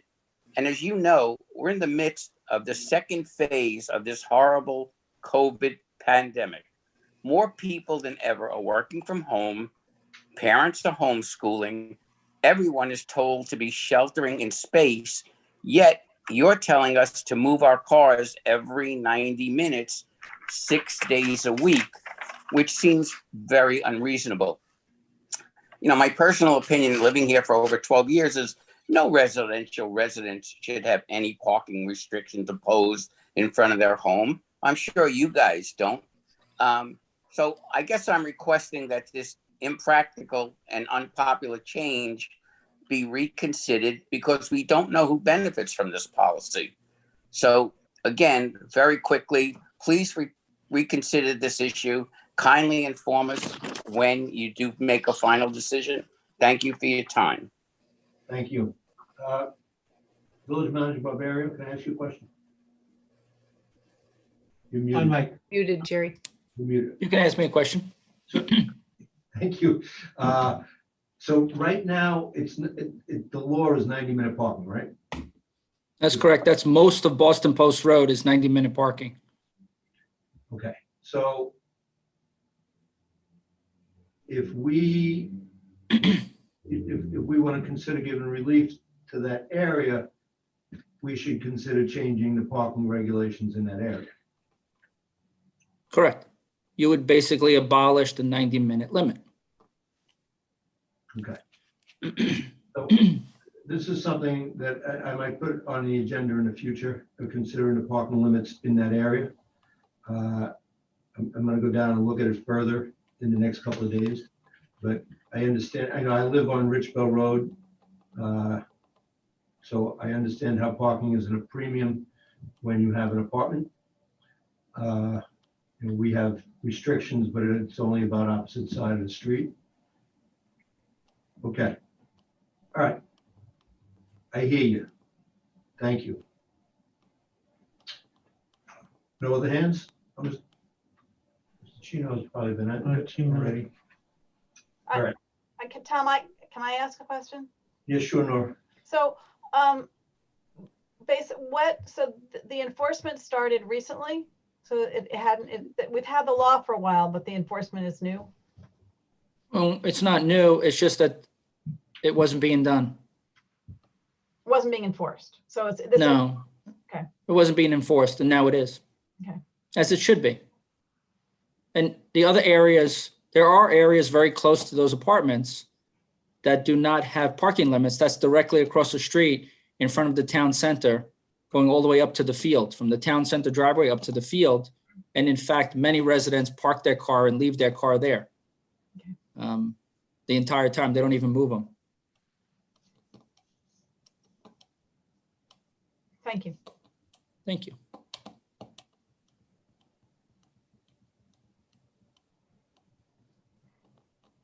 Okay. Okay, we get, go to Gina Von. Can you hear me? Yes, ma'am. Hi, I just wanted to say two things. For everyone listening that with the parking issues, when I had done a FOIL and spoken to the post office about the number of homes we have mail delivered to, and then New York State has a listing of how many cars are registered to 10543. We had over 2 cars per household, basically, 2-point-something cars, which is a lot. And we have a lot of old buildings. We have a lot of new buildings that go up that don't have parking. And I'd mentioned this before, and I think that anyone that's a resident of this village should have an ability to park all the time, because we don't know who the outsiders are. And I don't know how exactly this would work. I'd have to do some more research, but my son lived in Massachusetts and Boston, and people had permits that they paid for the year, and they received a permit for their own car and a guest that could be there. Because you have elderly people that have people that come in to take care of them, help them out, whatever happens during the course of the day. And then you have people that park cars overnight. So I think that there should be a system looked at for resident permits, even if it's $25 a year, like my son was paying. And then when we would go, we would see him, they would give us the permit, we'd put it in our windshield so we could park overnight and not be towed. Something like that might work for everybody, but the residents should come first. And it's a very difficult time, and it's very hard to find parking when you buy a co-op here. And I think that the neglect of the boards that allowed a lot to go up without allowing adequate parking has to be, taken into consideration for everyone else that's here. And basically, that's it. Maybe a permit system. Thank you. Thank you. Try Ron again. Got his hand, but, Ron, unmute yourself. Hi, thank you. Just one thing, Mr. Barbieri, I believe it was, that this may have been a law for a very, very long time. However, if you came to our building, in front of our building, there are two signs, let's say one on the north side, one on the right.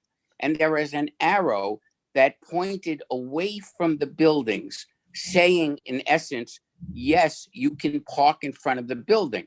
About a month ago, someone came and changed the sign so that it said you couldn't park in front of the building. So although it may have been a long-standing law, someone changed it in the past month because we were excluded. And that's what No. we're kind of fighting for. Are you familiar with that? You weren't excluded. That sign that you're talking about, the direction of the arrow facing 953 was scratched off. And so the sign was manipulated, so we put up new signs. Well, I apologize. I'm not aware of. I just know All that right, for the that's 10 or okay. 15 You don't have years to be I've aware been- of it. That's Okay, I'm exactly just what saying happened. But for the 15 years I've been living here, that sign always read that way. So it's interesting to hear what you say, and I'm not doubting you, please. It's just new to all of us.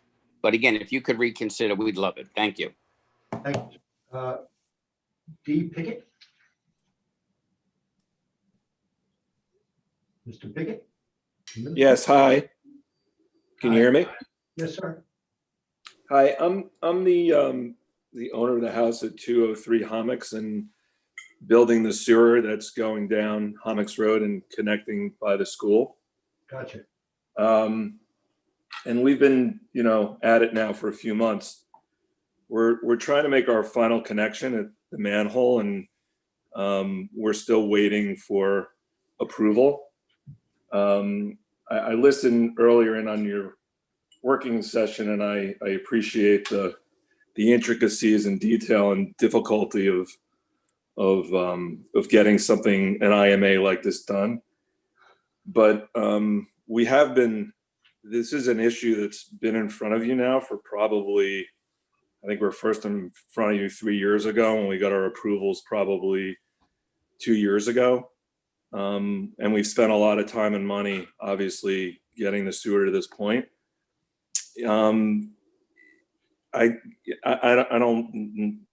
would just, if you could, just urge you to approve this IMA, or at least let me make my final connection to the sewer, because I've got about a week's worth of work left before the crew is done, at which point I'll either have to pay them to stand around and be idle, or they're gonna leave and I'll have to pay them to come back.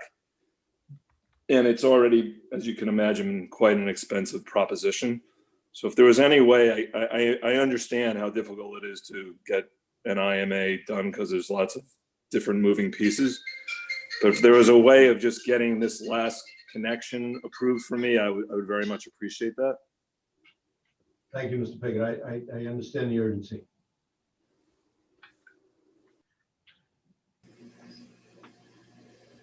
Okay. Okay, we're gonna go to the public hearings. Item 1A, public hearing, the appointment authority for planning and zoning board. Would someone like to make a motion to open this public hearing? So move. Second. Before we call roll, please. Trustees Winstrup, Yes. trustee Natchez, Yes. trustee Lucas, Yes. trustee Tofor, Yes. Mayor Murphy. Aye. Okay. This is appointment authority now. This is really about not the appointment authority, it's about the removal authority. And now the removal authority under New York state law rests with the mayor. As far as I know, there's only been one instance in the history of the village of Mamaroneck where we had to even contemplate using this. We've argued this back and forth. I don't know. I honestly think that these hearings would go better with one person instead of five, because I have seen hearings in front of lawyers with a panel of five, mayor and trustees, and it did not go well. That being said, at the time, we fixed that by adopting a law like this, but that law allowed for the appointment of a hearing officer. Now, at that point, with the police thing, the law had to allow, the whole idea was to allow the appointment of a hearing officer, not to change the removal authority. This is changing the removal authority to the whole board of trustees, which I don't know if it's a good idea, but I'm not, that is not, my big issue with this. My big issue with this is I would hope that we could put a line in there saying, so that, in 100 years from now, if this is ever used, that the board of trustees could use, appoint a hearing officer to hear the case, with the board being the decider after the hearing officer tries the case, as it were. And that's where I stand on this. Does anybody in the public want to speak, or board members want to speak? Yeah, I mean, I'm the one that proposed this, and the reason I proposed it was because 4 years ago, I guess just 4 years ago, this past November, there was a referendum that changed the appointment authority, and that gave the appointment authority to the entire board of trustees for land use, for zoning and planning board members, not just the mayor. And at that time, it should have been harmonized, because typically in New York state law, whoever appoints has the authority to remove. So this is really to harmonize, correct something that was changed 4 years ago and wasn't corrected. So that's the reason that I proposed it. So I think that it's unusual. I mean, theoretically, the mayor could remove someone, and three or four other board members could vote to just simply reappoint them. So usually the appointing authority is the appointing authority has the removal authority. So this is really just to correct an error from the referendum 4 years ago. Okay. Democracy isn't always smooth. I agree with you. But I would like the board to consider putting in a sentence about appointing a hearing officer.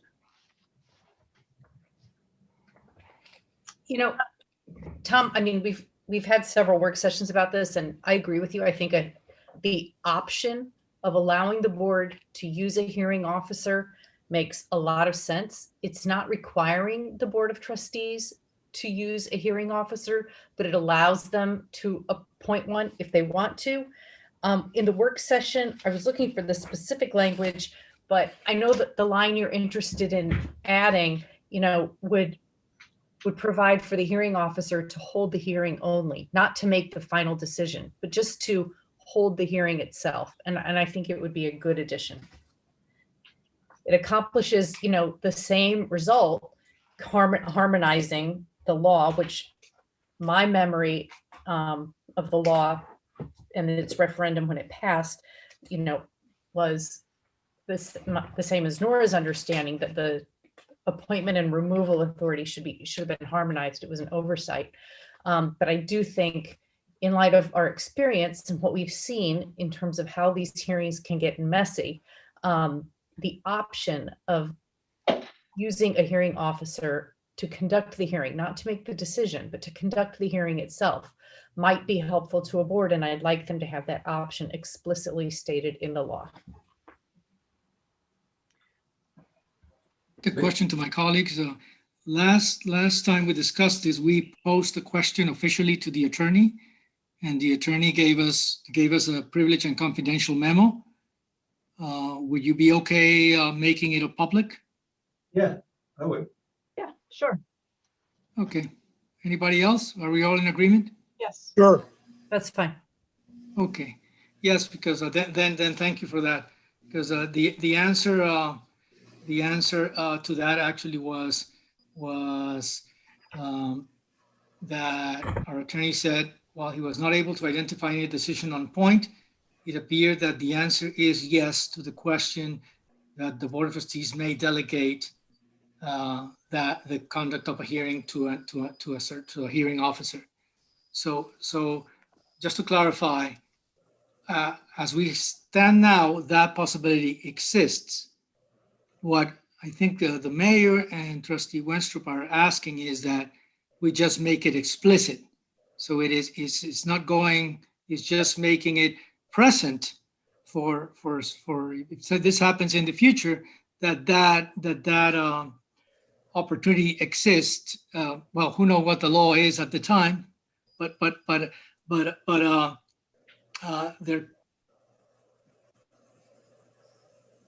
I think that's your intention, just to highlight it, but that it's not necessary. So that's where we stand, correct? That's right, Victor. Yes, I would agree with most of what you said. I think that if we put it explicitly into the law, it warns a future board that they have that authority. Because, let's face it, okay, we had a referendum, right? And nobody thought about the removal authority because, nobody was thinking about the removal authority. It never happened. You know what I mean? So at least this is a hint to our descendants, as it were, that you can do this. I mean, that was, the last law I proposed before I left being a trustee was the law to delegate the ability to have police hearings to a hearing officer. And the reason is that it was so debilitating to the Board of Trustees at the time to try and hold hearings like that. And listen, I did not relish holding a hearing. I did not relish being the sole decision maker. It was probably the worst part of the job that I've had in the past 3 years. So taking the responsibility away, I don't like losing responsibilities for future mayors, but if this is one that has to go, I can live with that. But I really, really want to protect the future by putting that in there. And really what it is, it's waiting 2 weeks and putting a sentence in. Oh. And that's the compromise I'm asking for here. Is it only waiting 2 weeks and putting a sentence in, or is it starting the whole process all over again? Because the first public hearing on this was held in August, and then we forgot to put it on the agenda in September, and this started, in March or April. So if it's just a matter, do we have to draft a new law and completely renotice it? Yes. Yes. Okay, so can we do that within 2 weeks? Does it have to go back on a work session, or can we insert the language tonight and renotice it and hold the hearing in 2 weeks? If you want to write the language in tonight, you can renotice it and hold the hearing. I'm fine with that. I think that's okay. Let's try to do that then. Kelly, you had some ideas about the language? I was trying to look up my notes from Bob's memo. Well, we got Bob sitting here. Bob, you know where we want to go here, right? Yep. Where do you think it should go? Let's see. Yeah, I found it. It would, that the board can delegate the authority to hear and report, not to hear and decide. That was the language from your memo. Right. The board, I think you can. Let me see where we put it.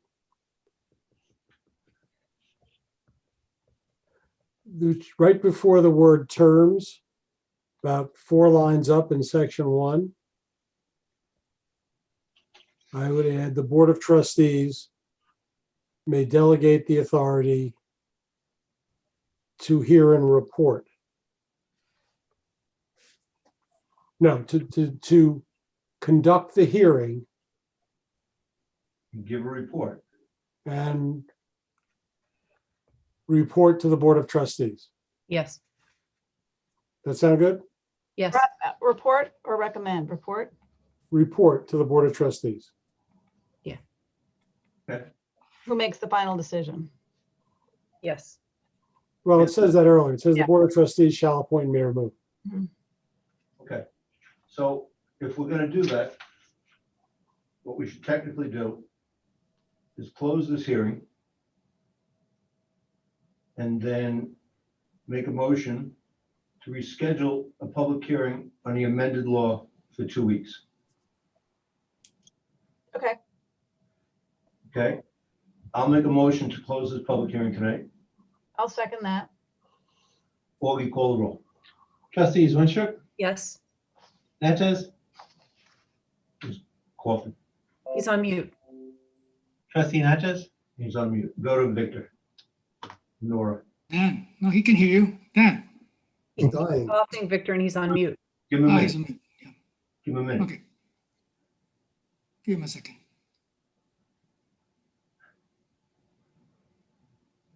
I'm sorry, where are we? We're voting to close the public hearing.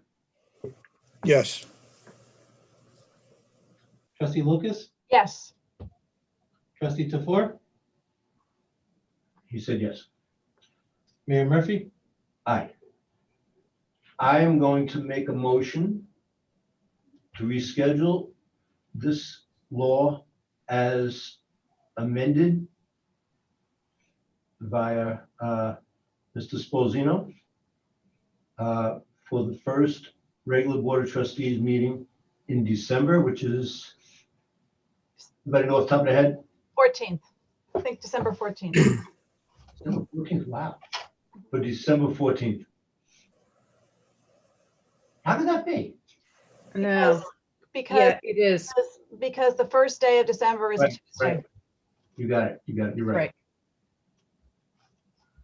Okay, I made that motion. Do I have a second? Second. Augie, please call a roll. Trustees Winstrup? Yes. Trustee Natchez? Yes. Trustee Lucas? Yes. Trustee Tofor? Yes. Mayor Murphy? Aye. Thank you all very much. I think it'll be a better law at the end. I appreciate it. Thanks. Okay. Okay.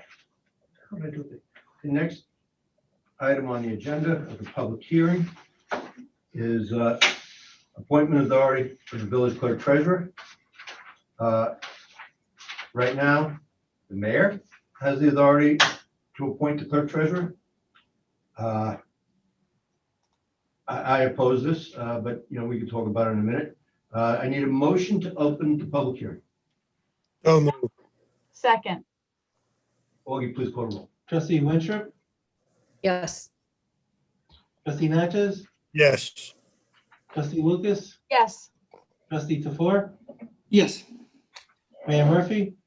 Aye. Okay, I'll just be brief. There are 500 and something villages in Westchester, in New York State. I think there's one or two that does it with the whole board appointing. I don't see why we would change it. I think that it's important to have a mayor. It's important to have a mayor who has responsibilities and duties, and New York State has deemed that mayors should do some of these responsibilities and duties. And I think that there is no governmental reason to do this that justifies it. But it's something that'll have to go to the voters of the village of Mamaroneck. And if this passes tonight, I'll try and make my case to them. And if they pass it, then that's democracy.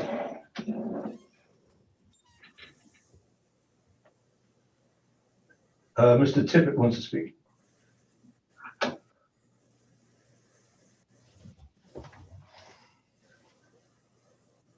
Glenn, unmute yourself. Yes, I agree with Mayor Murphy. Unfortunately, through time, we've had positions. It used to be the village attorney, where every time there was a change in trustees, they would use it as an excuse to change positions. And I don't want to see that with the clerk treasurer. I don't see any reason why we have to be the exception to the rule. Thank you. Thank you, Glenn. Anybody else? Anybody on board? Well, I mean, I've said it in the work sessions. I don't believe this is necessary either. I'll be glad to put it behind this. I don't think this ongoing long discussion is helpful to current village staff. I don't support this, but you need to move past it.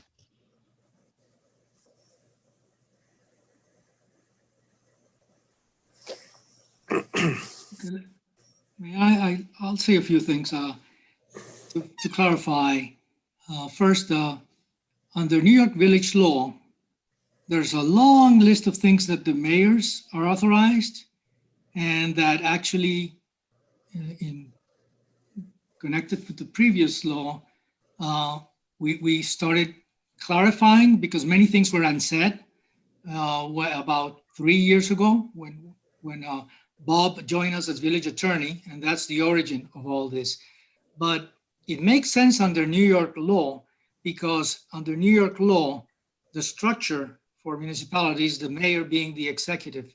So it makes sense that he appoints the treasurer and then he nominates it and the board approves because that has a, but in our system, that is the only position, and in a council manager form of government, it doesn't make really any sense for us. Actually, when I joined the board under former Mayor Rosenblum, this was not an issue, and actually probably that's my most important point, that this is not about the clerk treasurer who's doing a magnificent job, and especially in this last year, how they've shined, he and his staff doing tremendous work for us. So this is not about the position.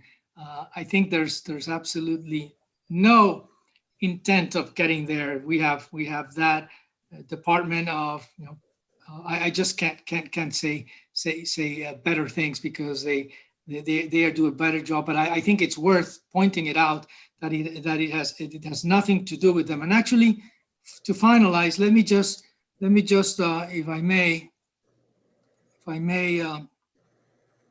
just share my screen for you for a minute, because this is the structure we have. Board of Trustees, village manager who really oversees all these figures, the clerk treasurer, the attorney, which we appoint, right? The police department is under his supervision. We just appoint the chief, right? So all these figures are appointed by the Board of Trustees.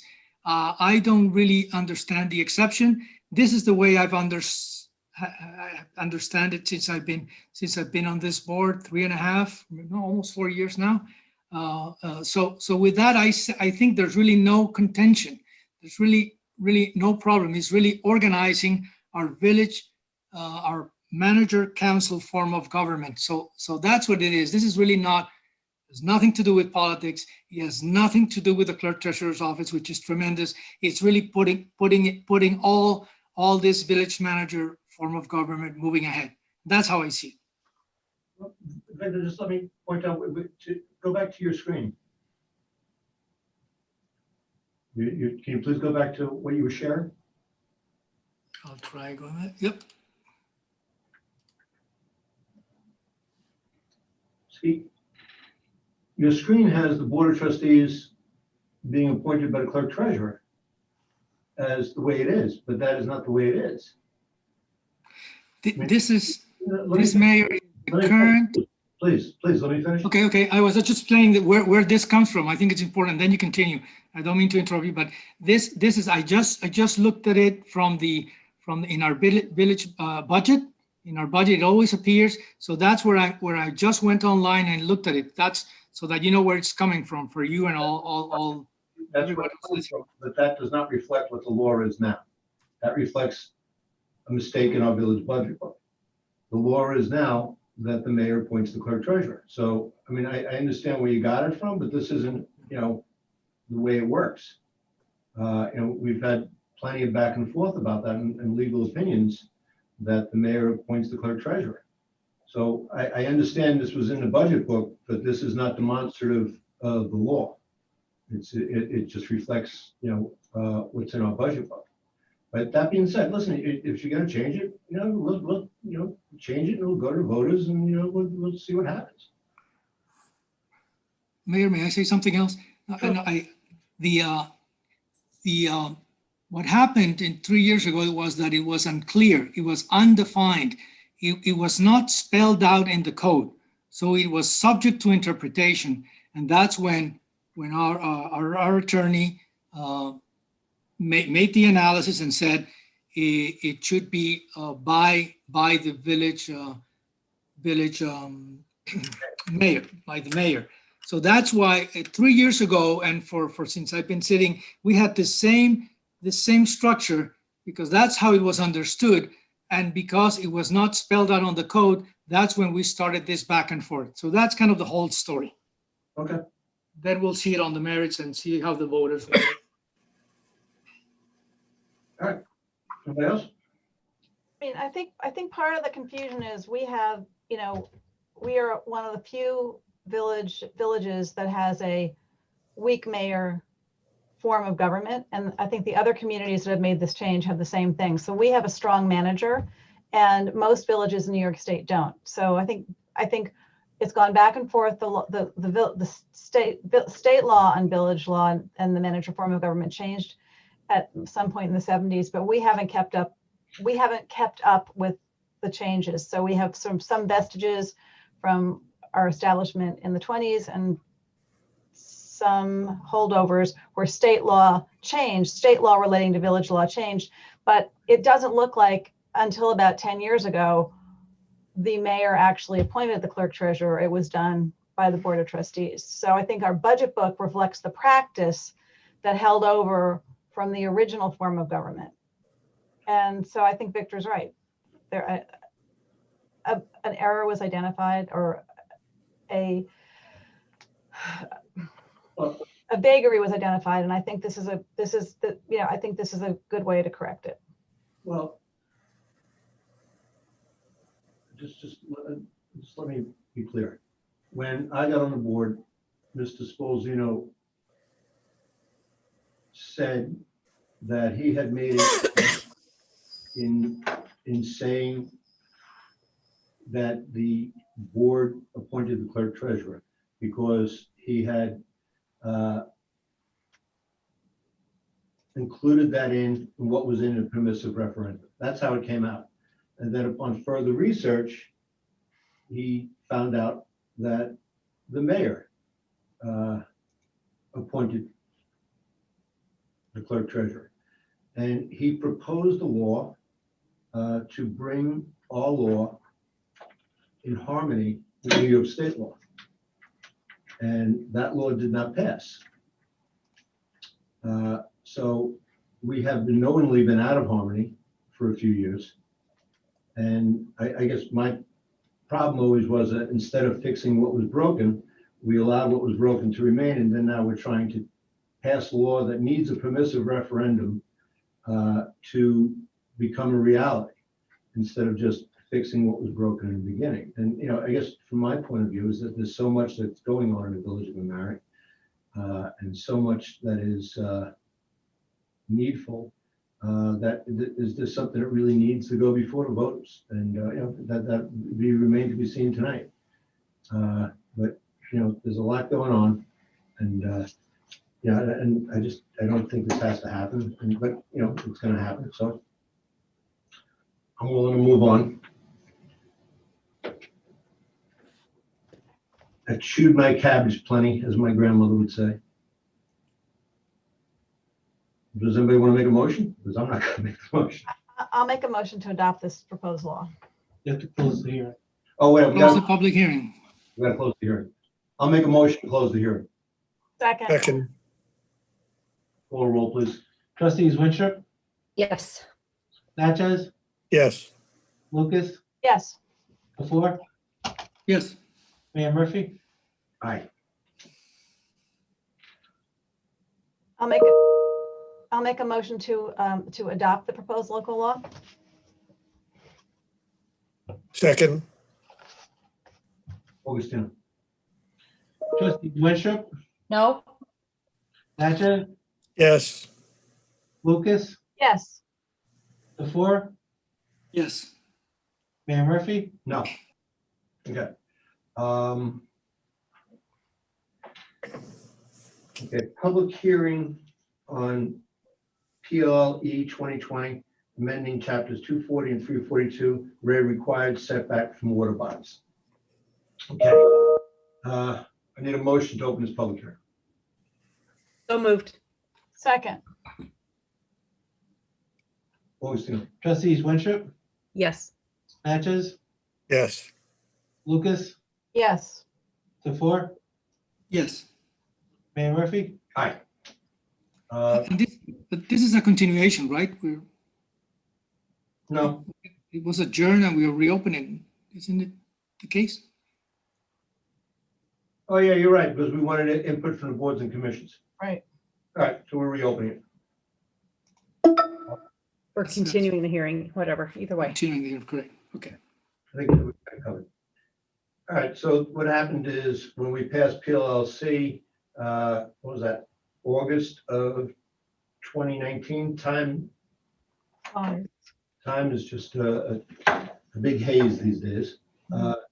Way back in 2019, when we passed PLLC, there was a 50-foot setback requirement of development along the rivers and along water bodies with the rivers in the commercial zones. And it would prohibit anything being done within the 50-foot setback. On further examination, that made many parcels unimprovable, unbuildable. So we wanted to devise a way to give some relief along with some control for the village of development in those parcels. So this law, which gives the authority to grant a permit to develop in those parcels to the zoning board, was proposed, and it basically has the same requirements as a variance. And Mr. Sposino, am I missing something? No, I think that's it, Mayor. Thank you. I personally think it should have been left with the planning board, but I think this law is better than no law, because no law really enshrines what is going on now. And right now there are parking lots and buildings right at the water's edge in a lot of ways. If there was development, we could move that back, at least some of the way. So I think that not doing anything is going to be really unfair to a lot of people's property. So I'd rather do this than do nothing. That's just me. Anybody else on the board? Yeah, I'd like to make a couple of comments. There are a couple of things that I think are important. The planning board and the Harbor and Coastal Zone Management Commission both have sent communications to the board with issues as the law is presently drafted. And I know the chair of the Harbor and Coastal Zone Management Commission appears to be in the audience, and I would hope that he would relay why they have found the law not consistent in their recommendation to the village board.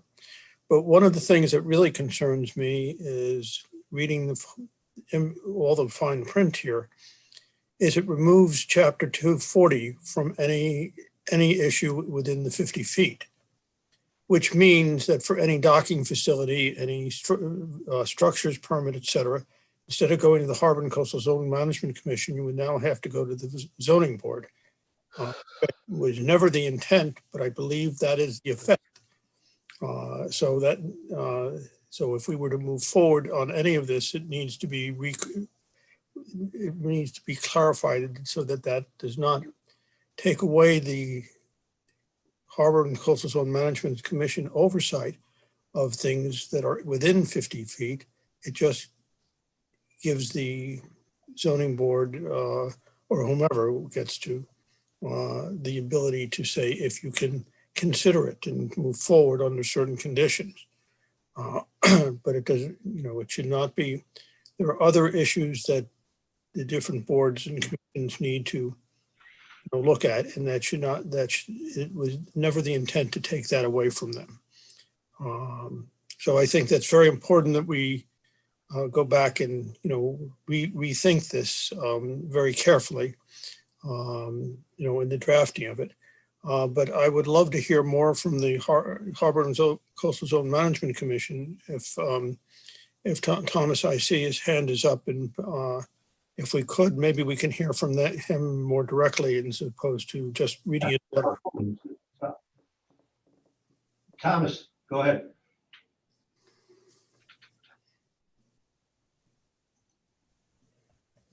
Unmute yourself, Thomas.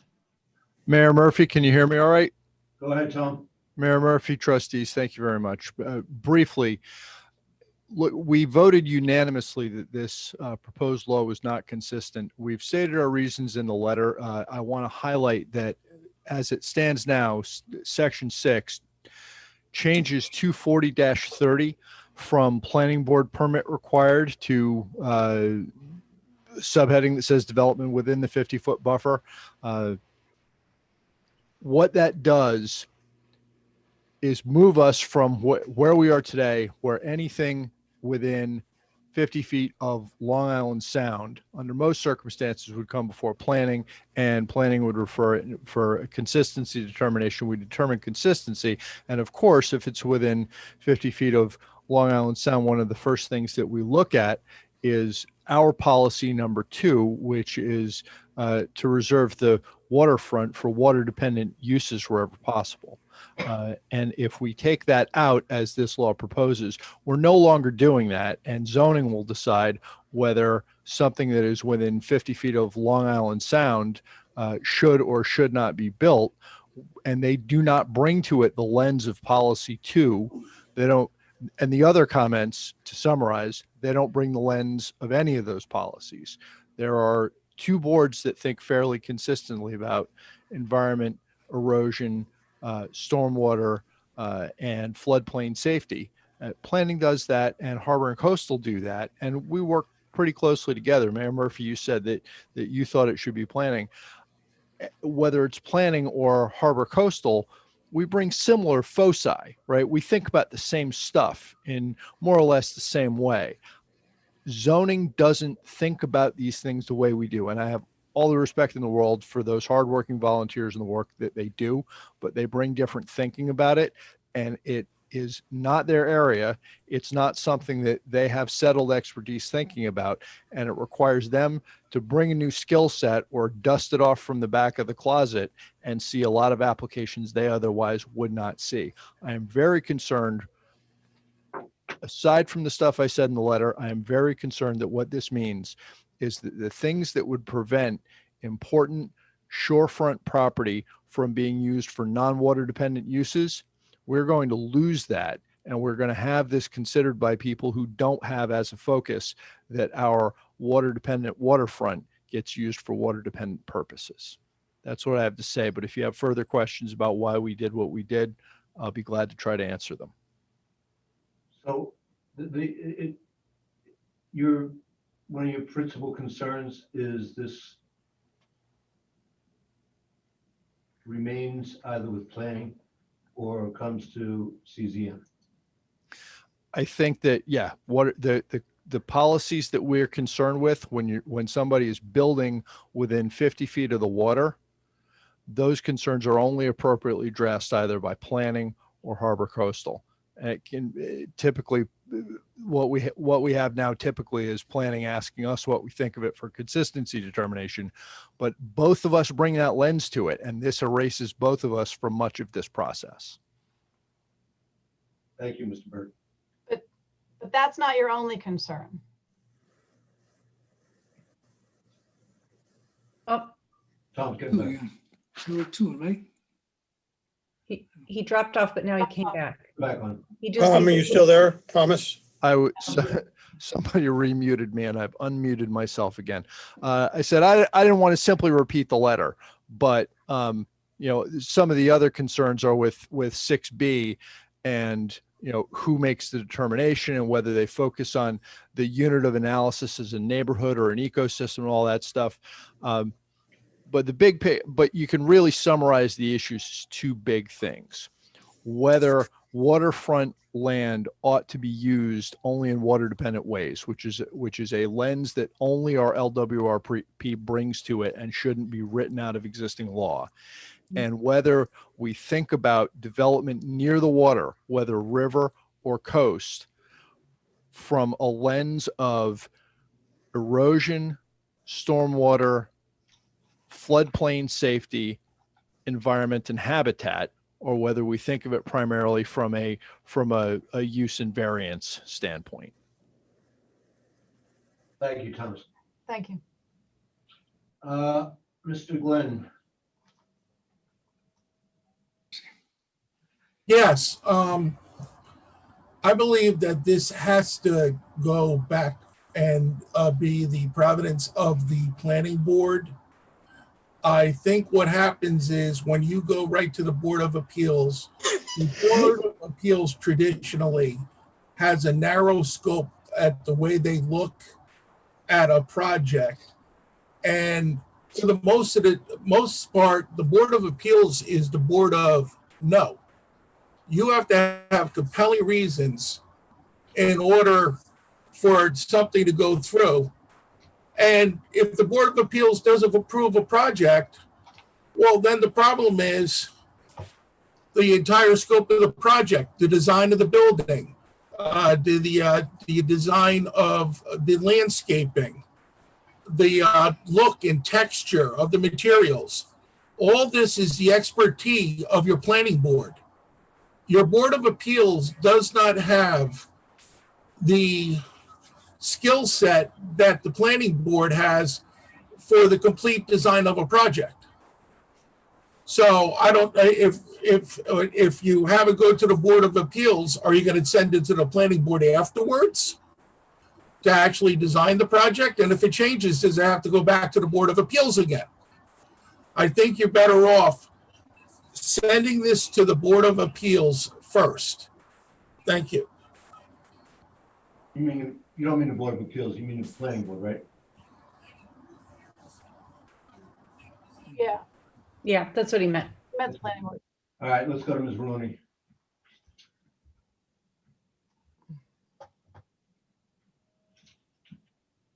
Doreen, unmute yourself.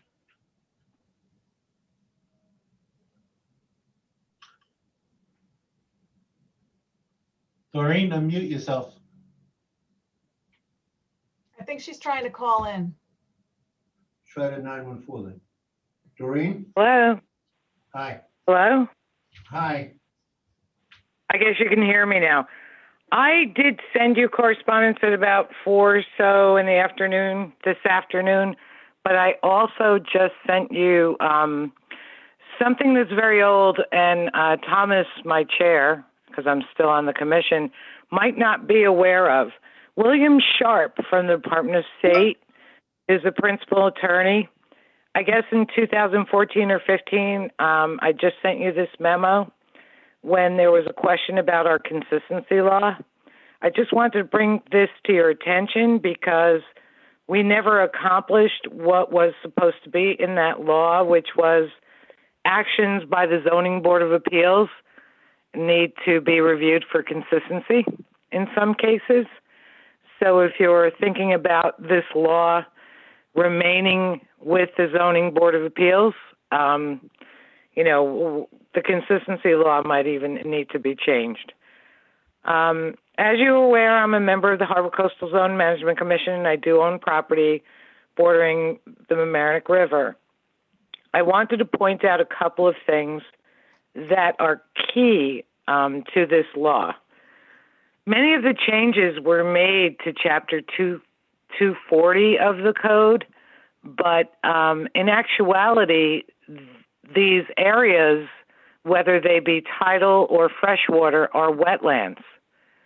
So if you're thinking about going back to the drawing board on this law, it would really behoove you to do that through the wetlands law in the Village of Mamaroneck, because you made significant changes to Chapter 240 of the code, and that would need to go to Department of State, DEC, and other agencies. All these other agencies that are outside the village is what the Harbor Coastal Zone Management Commission reviews on applications for applicants. So that would add another step in the process if they were needing a permit from, say, Army Corps of Engineers, which is a federal agency, Department of State, if there were certain permits, DEC for tidal wetlands, and there's also a Westchester County stream control permit for any work within streams in, within 100 feet. So what I'm trying to say is there are many other agencies that are involved here. And when you did seeker in September, and when you went going back to March, when you initially typed it, I don't think you did a notice of intent for lead agency and corresponded with all of these other agencies so that they can give you feedback as to how this law might impact, their jurisdiction. The last thing I wanted to ask the board, there's a section in this code is written, it's section 10, it's 34289, and it pretty much gives the Zoning Board of Appeals full authority for Chapter 240 of the code, which is what the Harbor Coastal Zone Management Commission is responsible for.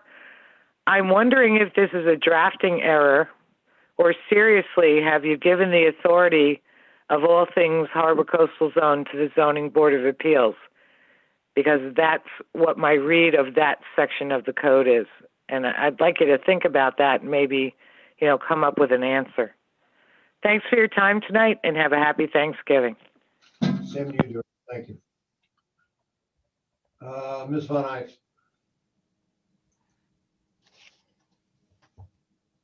Can you hear me? Yes. Thank you. I certainly can't speak with the knowledge that everyone else has, but I want to speak as a homeowner in the floodplain. And I'm very concerned about this. And I think that anybody listening needs to understand that what we're doing is changing our 100-foot buffer to the wetlands to a 50-foot buffer, which means that buildings will be sited 50 feet closer to the river. All of us know that the Army Corps is not coming to save us with this new plan. We all fear the next flood and every rainstorm. And we're at the bottom of a huge watershed. We can't get out of here. So what I'm really kind of upset about, and I think that everybody in this community should be upset about, and I think that if you pass this, it's an egregious breach of your public responsibility and trust, because we are in a position at this point, we need to be the example, not the jackasses. Right now, we need to be following state, federal codes on floodplain management. I sent you information. They recommend that what we do, like we made a TOD overlay, we need a floodplain wetland resource conservation overlay district. And we need studies like Paul Rubin did to understand the effect that this change you want to make to move everything 50 feet closer to the river, what is it going to do to all of us from the reservoir down? Paul Rubin already did a study, a major world-renowned hydrologist, that our problem is the Holstead Avenue Bridge. What the Army Corps was going to do is going to make our flooding worse. Where are the studies? Where is your backup from hydrologists on what's going to happen if you change this? Because there's a responsibility to the residents here for their safety. I'm not talking about making them rich, using their property. We're all at the mercy of FEMA if we have flood insurance, if we have accidents with floods, and we have to raise our homes. We don't have a choice anymore if the damage is over 50% of the value. We don't owe property owners in a floodplain a profit on their property. Maybe they have to make changes and build up in the air. That's too bad. We're all in that boat right now. The water is rising. We see it at the harbor coming over the walls. It's not time to do this. It is time to go in the other way, in the other direction, and call in other communities, study what we're doing right now, and stop placating specific spot zoning and people and friends and who wants to build a building or site it where. Nothing by the rivers now. The Mason is an example of that. Who is our floodplain administrator in this village right now? Does anybody know? Mr. Spolzino, do you know? Who is managing our floodplain right now? I know. Are you the new floodplain manager, Jerry? His name is Joe Tremelli. Is he part of our village or is he from outside the village? He's part of our village. He's a consulting with our consultant. Okay, has he initiated any studies into what changes this law is going to do to all of us who own homes and what the long-term effects of the water are going to be? Like SECR would require an entire review of what would happen from the reservoir down. I mean, we're at the bottom of the watershed. If we start building along the river all the way up and down, what happens to all of us? That answer, I don't see it anywhere. I don't see any reports. We have Paul Rubin's report on file. It's on the website. I think that needs a reread. Maybe we need to contact him. But you certainly need to do a study of this entire effect of our entire river, all the way up to throughout to Harrison and White Plains. And maybe start working with some of the other communities. Let's get proactive here and stop this development. Let's do an overlay and extend the buffer. Most of the state, New York floodplain management recommends a 500-foot buffer. There has to be a science behind the number that you come up with. I want to know if we have that and if we intend to get it, or this is just to put a certain building in a certain location or make certain people happy. Because the rest of it's going to suffer like the Mason. That's 7 feet of fill on almost 3 acres. And we have yet to see where that water is going to go and where our floodplains are going to be. That's my concern as a homeowner and a resident of this village. I really care about the village. I don't want to see this happen. I don't want people to die. But our floodplain is expanding, and what this law is going to do is make it worse, according to what I've read. But I want a professional like Paul Rubin to come in and tell us what's going to happen if we do this. That's what you need to do, and that's your responsibility to the village residents. This is a profound change of the law.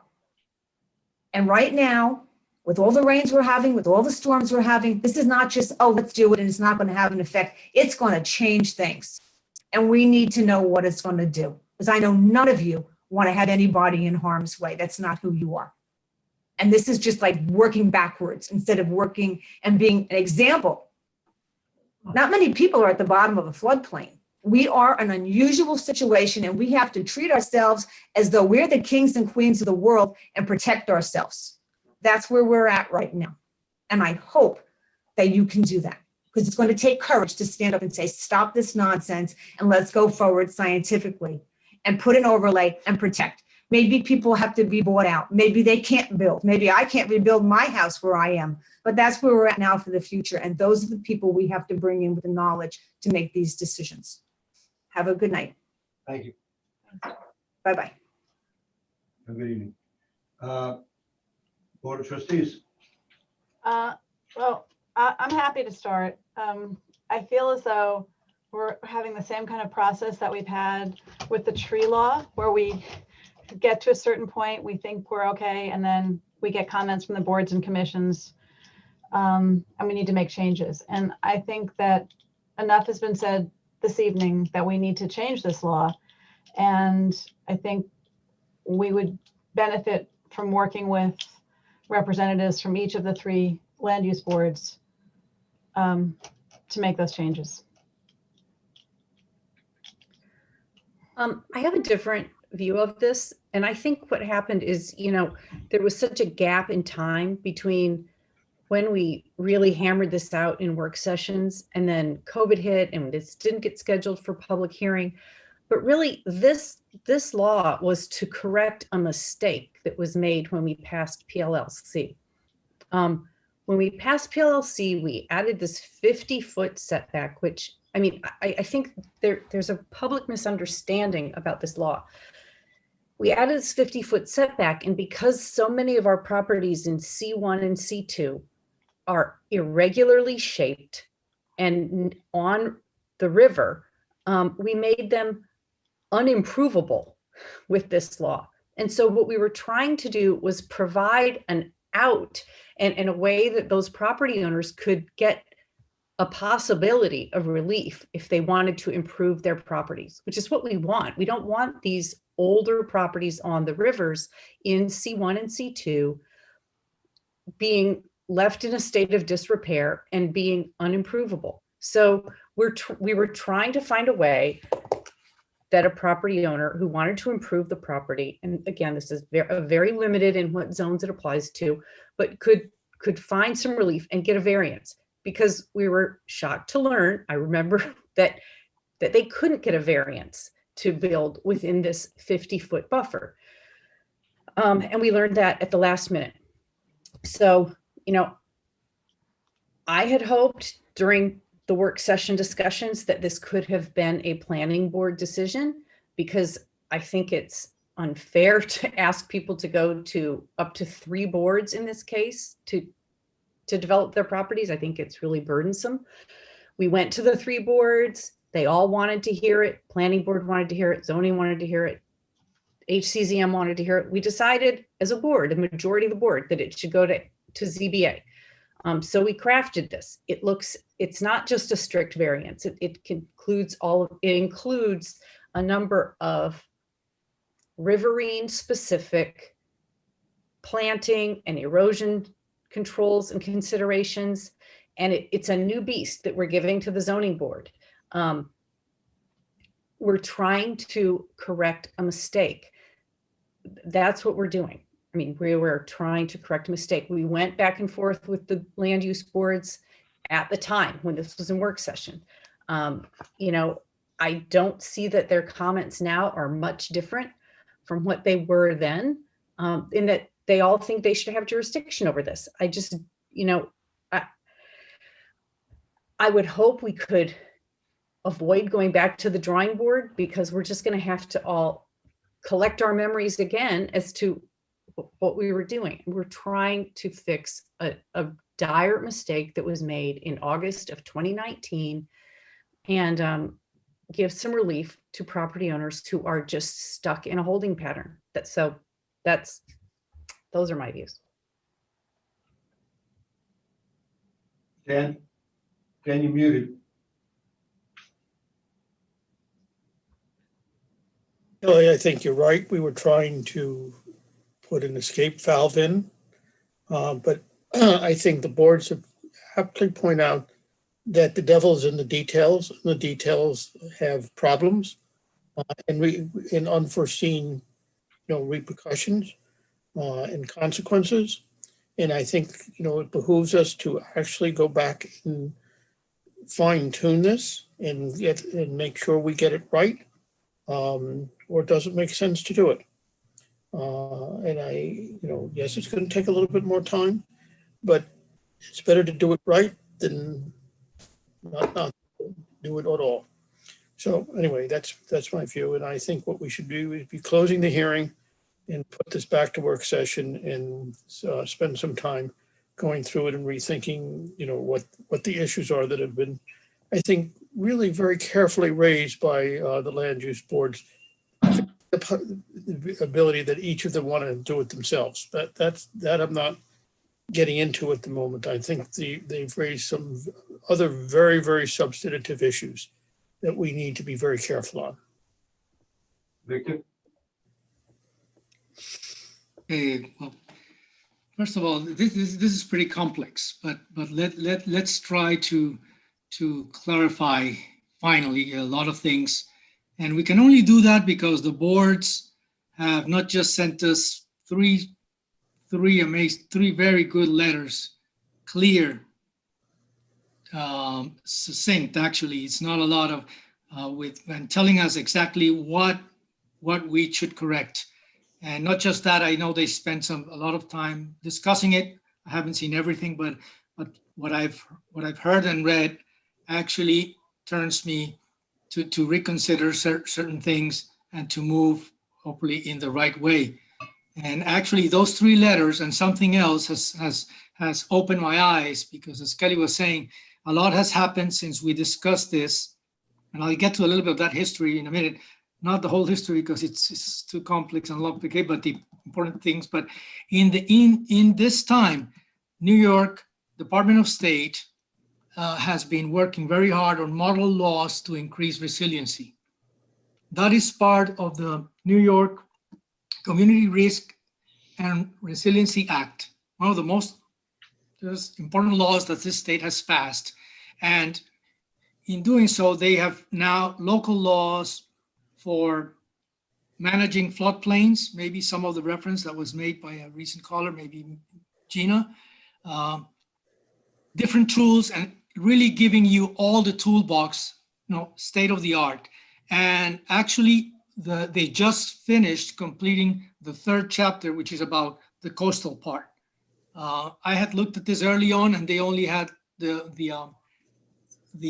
wetlands, but now it's complete, and they've been expanding. So, looking at that, there are now better options to look at this problem. Let me cut to the chase. I think we should reconsider the board. I think there's a difference in the letters that we've received now. Actually, the recent letters we received, different from the previous ones from the planning boards, are not telling us, I want it, give it to me. If we start with the planning board, they actually say, we recommend that either the planning board or the Harbor Coastal Zone Management Commission have jurisdiction over this permit variance waiver, because the previous comment is, let's clarify that. What is happening here?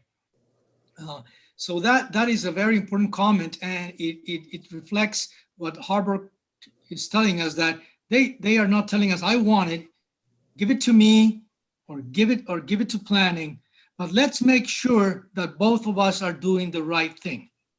Okay.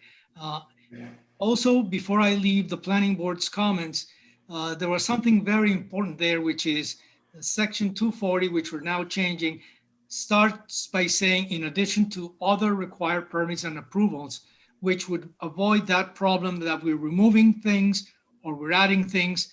And I think we can now understand why we're in this conundrum. The problem lies that when we were doing the moratorium, we were working under the section on zoning. Our chapter on zoning is 240. And the real problem is actually not even in the law we have in front of us, except that our law says that we're repealing that section.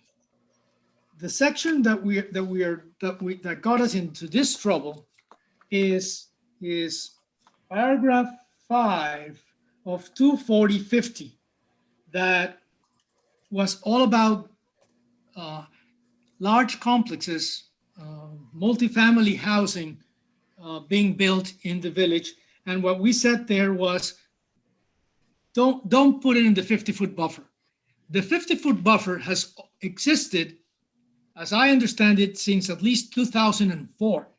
The 50-foot buffer comes from 240, and it's different from the 100-foot buffer that Gina was talking about, which is about the wetlands. What we did there was, we said, we don't want buildings here. However, we didn't at the time realize that when we made a cross-reference to another chapter, we were then not allowing the escape valve from the Zoning Board of Appeals. That's where we had a technical oversight, right? But then when we tried to fix this, we opened the door to fix it through the other chapter, which is 240, and then we were really trying to address too many things at the same time. So let me try to wrap it up. Our proposal now, which we debated a lot, was one of the options actually that the Department of State still kind of supports in the toolbox, which is to essentially give it to the zoning board as almost as a setback. So that's one of the pieces in the toolbox. However, as you move forward and as you see now that all these documents have been revised, and we see how that can be applied in our own village, I actually have to turn around and say, I think we need to reconsider the Zoning Board of Appeals being the grantee, because actually when you see their letters, the last letter, they're not telling us that they want it, and on the contrary, they say they would like somebody to certify that they would like certification that the environmental erosion concerns are okay. So at the very, I'm sorry, I'm reading from a different law. I'm reading from the wrong. They're saying they would want a survey done and certification from a licensed engineer that the construction will not cause adverse impacts on the environment. And of course, this letter coming from the chair of the zoning board has a lot of precisions and a lot of good points that we also have to take into account. So wrapping this up, I've actually been convinced that in our village, while this option of zoning board of appeals could have worked, is probably not the best fix. And that with all the elements that we've had in front of us over a year looking at this, and this new toolbox that we have from the Department of State, with actually now, because there's two problems here. One is what is the authority granting it? But perhaps the most important one is what are the criteria? And that's where we were struggling. So we went to the classic formula of the variance. But we try to apply it in the setting of 240, and that's where Mr. The chair of the HECM has, they are absolutely right that we're missing the mark because we are not using the right criteria. The Department of State in the new bottle laws has other criteria that are more suitable, public health and safety, whether there are alternatives, real tools. So I am for just going back quickly, getting this all put back together, reassemble, that it should be the planning board with HECM really weighing in the right way, or even vice versa, but probably the first one is the best take. So I just have to humbly accept that I was probably on the wrong track, and I have learned here that the wisdom of our boards, our residents, and the Department of State is above me, and I'm willing to work on this one so we get it right, because it is really the floodplain. So we have to do it correctly. This doesn't affect single homeowners or single two-family. This only affects large housing developments, but we don't want them next to the river, or if they're close to the river, they have to be done properly, because as we were talking at the beginning of this hearing, 2007 and other dates are in our heads. I tried to get into the village through that area, and I just couldn't. And anyway, we all have our story of that day. So that's a long story to say. There's a lot here in this board and in this law, and I really thank our volunteers because they're inside, their experience much more than I have here, even on an environmental attorney. They have opened our eyes that we're on the wrong track. Okay, so I mean, originally, before PLC, the 50-foot setback, you got a permit from the planning board. It wasn't that there was, a prohibition against building before this. Before this, you could build, but you had to build appropriately, and you got that from the planning board. I thought that it always should stay with the planning board. I thought that was the best move. I'm glad that there is movement. If we were going back to the zoning board again, I would say let's just vote on this tonight, because truthfully, most of the issues that have been raised were raised in one form or another that got us to where we are today. I'm happy to rework this because I always thought it should be at the planning board. I thought it was bad policy to make somebody go to 3 boards, and to go to the zoning board is always strikes fear in the hearts of people. They don't want to go to the zoning board. It is another hurdle that oftentimes keeps people from trying. And if you talk to folks in the development world, they will tell you that. So I'm happy to rework this with the proviso that it goes to the planning board, because if we're going to come back to this and say, oh, we're going to go to the zoning board again, I'll just might as well vote on it tonight. But I will take the good faith, that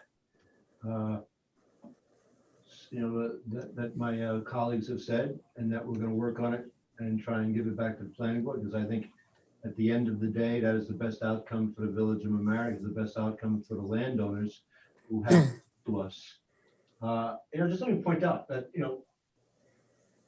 if we do nothing and nothing changes. What we enshrine is the bad development that has happened in the village of Mamaroneck for generations. The things that are right up on the water right now, the things that are just going to get dilapidated and fall into the river. That is what's going to happen. It's going to be a static situation where nothing improves and nothing changes. And where you're going to devalue many people's properties to the point of them not being developable, and it is going to hurt us in the long run. We had a bunch of landowners come in here and express, their particular problems with the property. Listen, if we had just bought this 3.3 square miles and we were just developing it into a community, I could see, well, let's have 50-foot setbacks and nothing built anywhere in those 50-foot setbacks, and that would be fine. But this is an already overbuilt community, and we've allowed people to build, and now we just can't tell them you can't use your property anymore. Like one gentleman was here, and it would have totally devalued his property. He would have had a triangle that he could have built on, and that was it.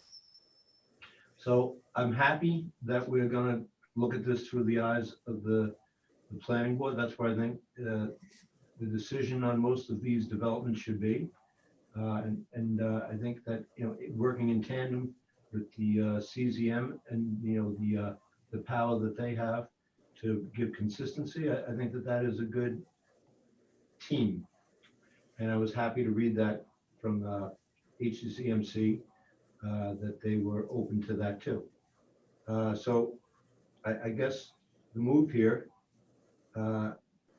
is to adjourn, is to close this and put it back on the work session for 2 weeks from now. I move to close the hearing.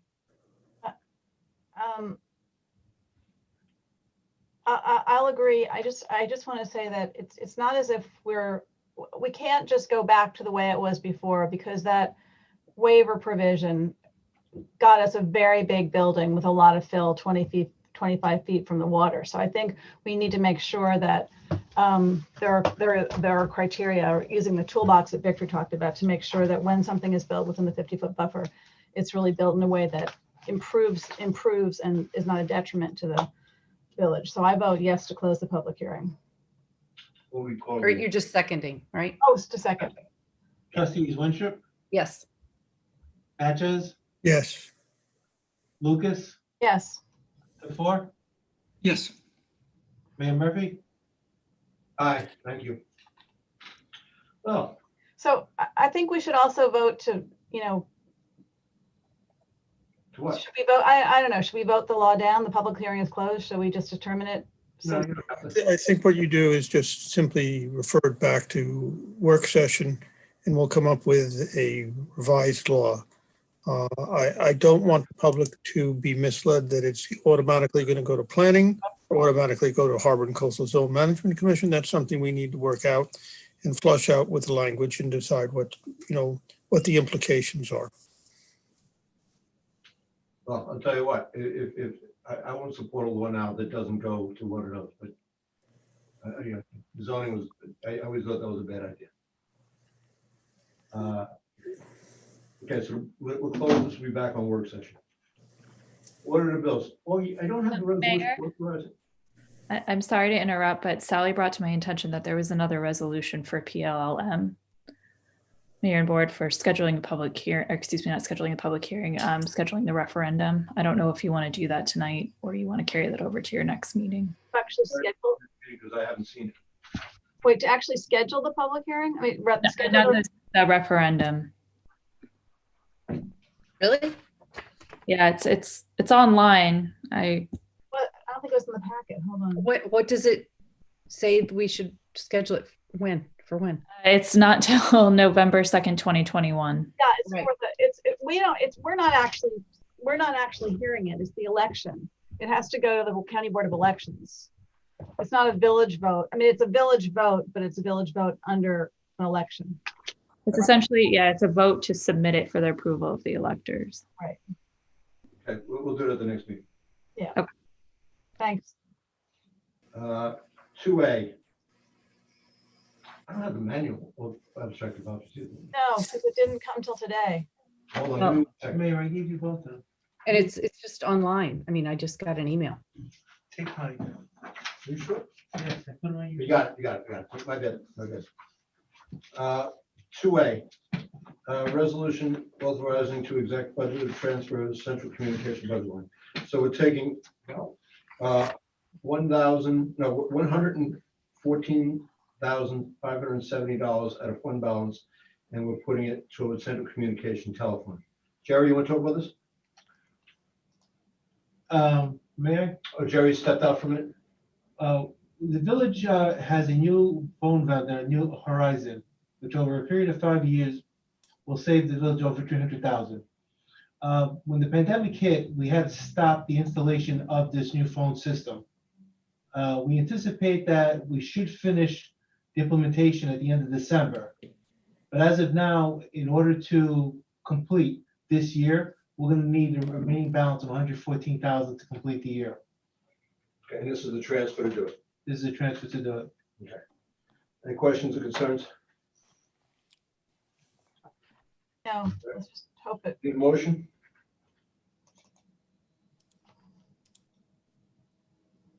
Somebody make a motion? So moved. Second. Augie, call, please. Trustees Winstrup, Yes. Natchez, I'm going to abstain on all of the audit of the bills section because I haven't been able to get the material in time for me to review it. This is just a budget transfer, Dan. This was part of the paper backup. There you had it.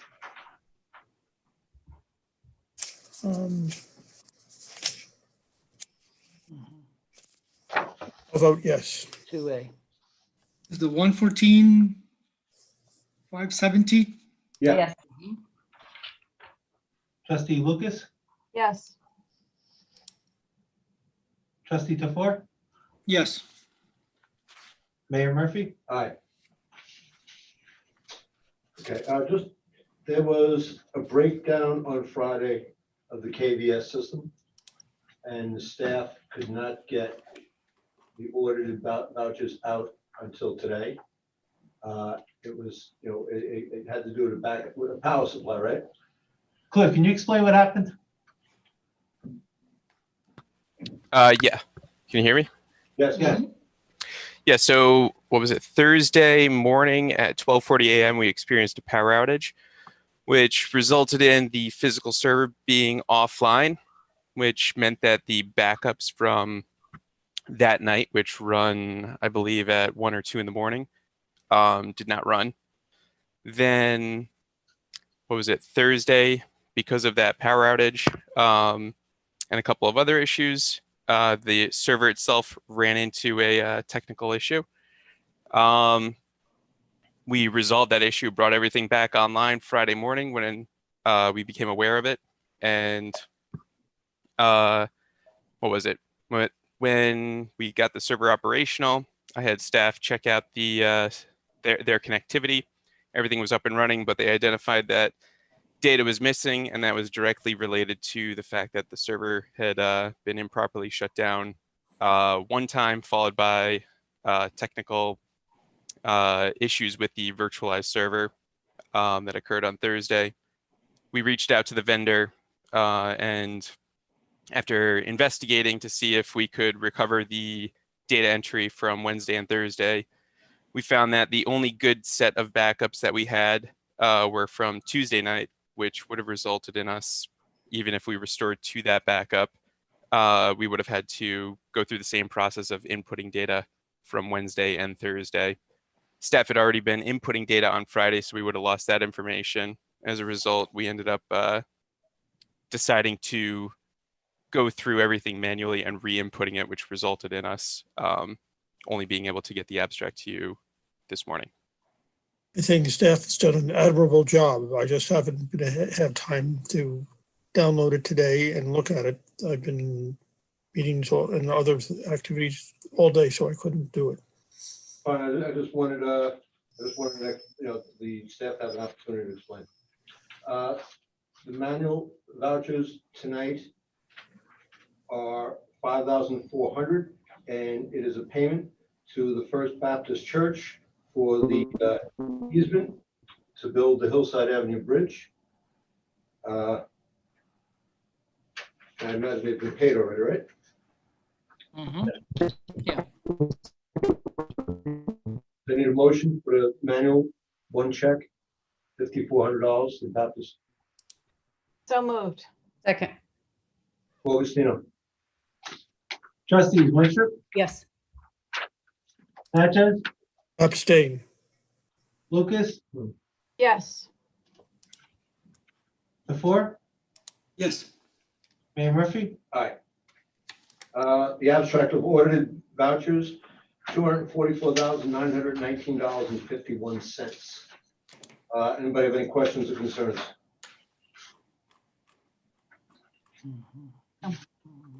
I see Mr. Tippett. Hello, Glenn. Go ahead, Glenn. Yeah. I did have my hand up for the central communications transfer. That's where I got the term general revenue. Where is that money actually coming from? That 115,000, it says fund balance. Is that the reserve fund? The retainer. And on the regular, I'll go back to what I was discussing before. You have $63,000 worth of law. With last meeting, that's 70,000, and the abstract from 11/9 shows that we had already spent a substantial amount of our budget. If you add it all together, you have $190,000 left in your law budget. That has to be looked at. And I don't even believe you have any money towards the Teekert case, even the retainer for the Teekert case charged yet. I got cut off. You only get 5 minutes, but you have to get together with the budget committee. You just can't throw it on Jerry and Augie. Go cut someplace. You have some problems. You have some problems with revenue. You don't know how much is coming to the state. Even your fund for Corona-19 relief, you spoke about FEMA limiting you to what, a 75% recovery or an 80% recovery. Well, if you got 250,000 worth of Corona expenses, that means there's another 50,000 out there on the hook. Interest earned by that we got down for 25,000. We've earned about $500 in interest so far. Interest rates are at 1%. I mean, are we going to earn 5,000? Police deployment. You know, we get over $200,000. We've gotten $14,000. Fines and forfeitures. Normally you would get over $1 million. We got like $137,000. You're $900,000. Even if that goes back to normal for the second half of the year, you're still talking, $300,000-$400,000 shortfall.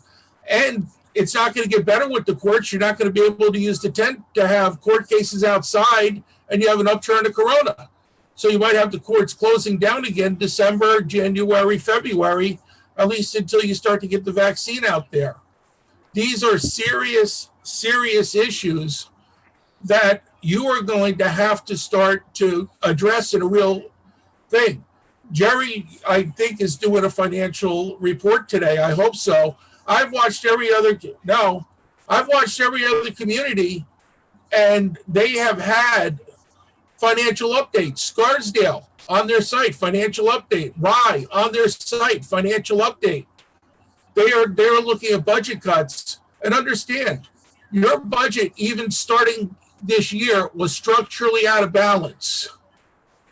That means that next year, even if you get the 2% raise in property tax, that doesn't cover the $600,000 that you were originally borrowing.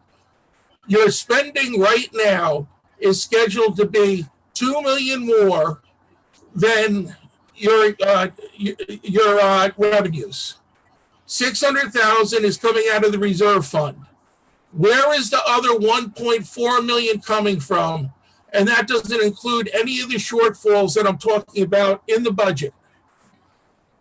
Can somebody, explain where that 1.4 million is coming from? Thank you. Thank you. Okay, order the bills. Mayor, may I? Oh, May I? Go ahead. Mr. Natchez, you were going to go first. Go first. No, go ahead, Victor, go ahead. What I was going to say is, just for Glenn's concerns and any other resident, when I'm listening now, but I'm sure everybody is concerned about the situation.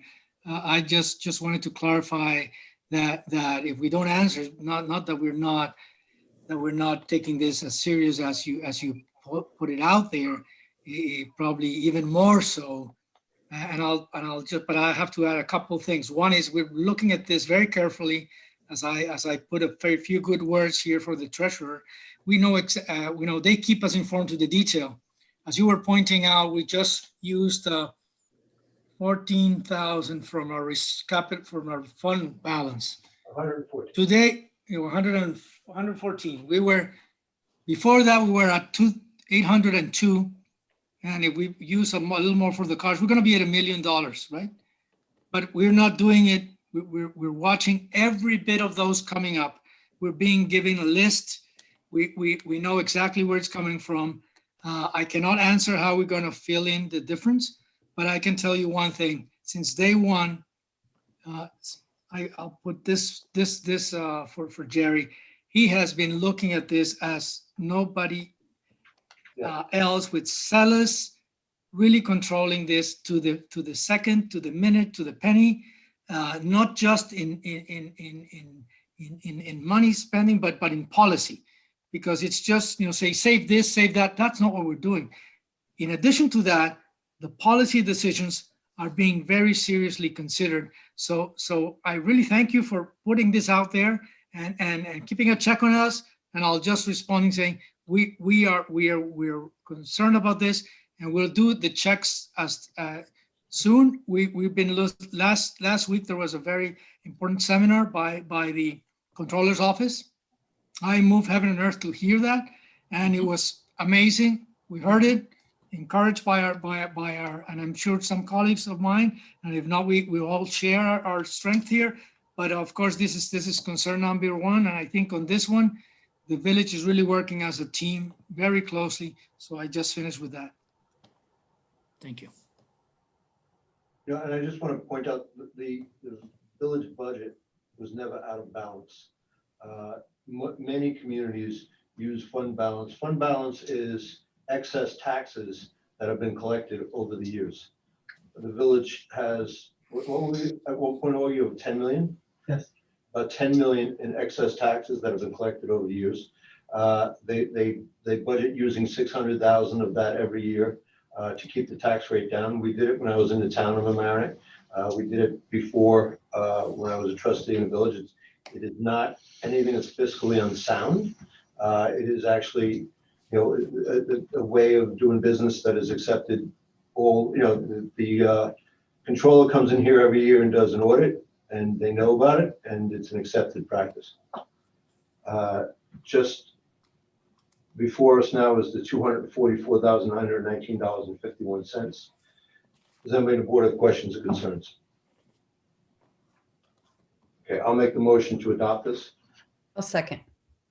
Augustino? Trustees Winstrup, Yes.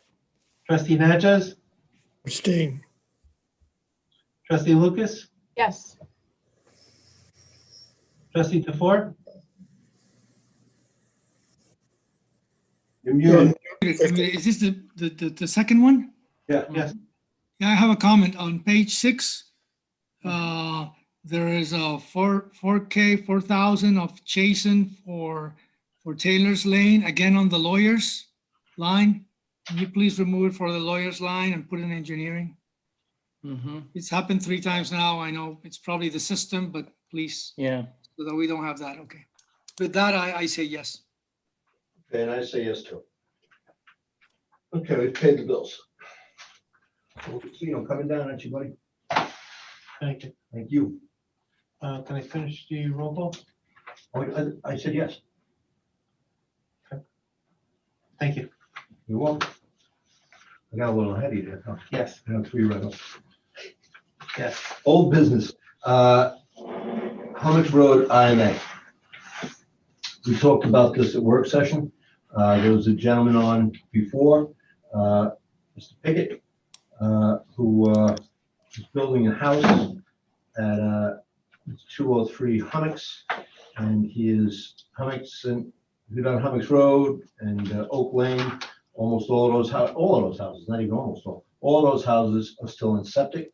Mr. Pickett, at his own expense, is going to build a connection from his house all the way down Hummocks to around Eagle Nose sanitary sewer. And this will allow in the future residents of the town of Mamaroneck and the village of Mamaroneck, because that area, you cross one side of the street, you're in the town, you cross the other side of the street, you're in the village. So this has been before us for a long time. We have gone back and forth with the town. The town has accepted some of our changes and not accepted others. So in front of us tonight is a change that the town cannot accept, and that change is on page 7 of the IMA. And just let me pull it out here. Paragraph 8, the town shall not charge the village a sewer use fee for discharge of sanitary waste. It says within the village. And the original language was from any parcel having frontage on Oak Lane. The town says that within the village is way too vague and could run into other problems elsewhere. I think that we need to get this done. So I would be for putting the original language back in and passing this tonight. But I'd like to hear what my colleagues say. I'd like to suggest a amendment to what is being suggested that I think the town could accept, and I think protects more of the village residents. So I not only to have it read with Oak Lane, but those within the village on Hummocks Road, and within the portion of Eagles Nose Road on the south side, on the public portion of Eagles Nose Road on the south side from Hummocks Road through 541 Hummocks Road. Okay. I think the concern is to have an open-ended in terms of future development that may or may not take place. This allows all the residents that have, properties to be able to join at some point in time and not be charged a tipping fee. There also needs to be a change on page 3 on the definition of extension, because it reads under Hummocks Road and it should be under Oak Lane and Hummocks Road, because that's actually what the plans show.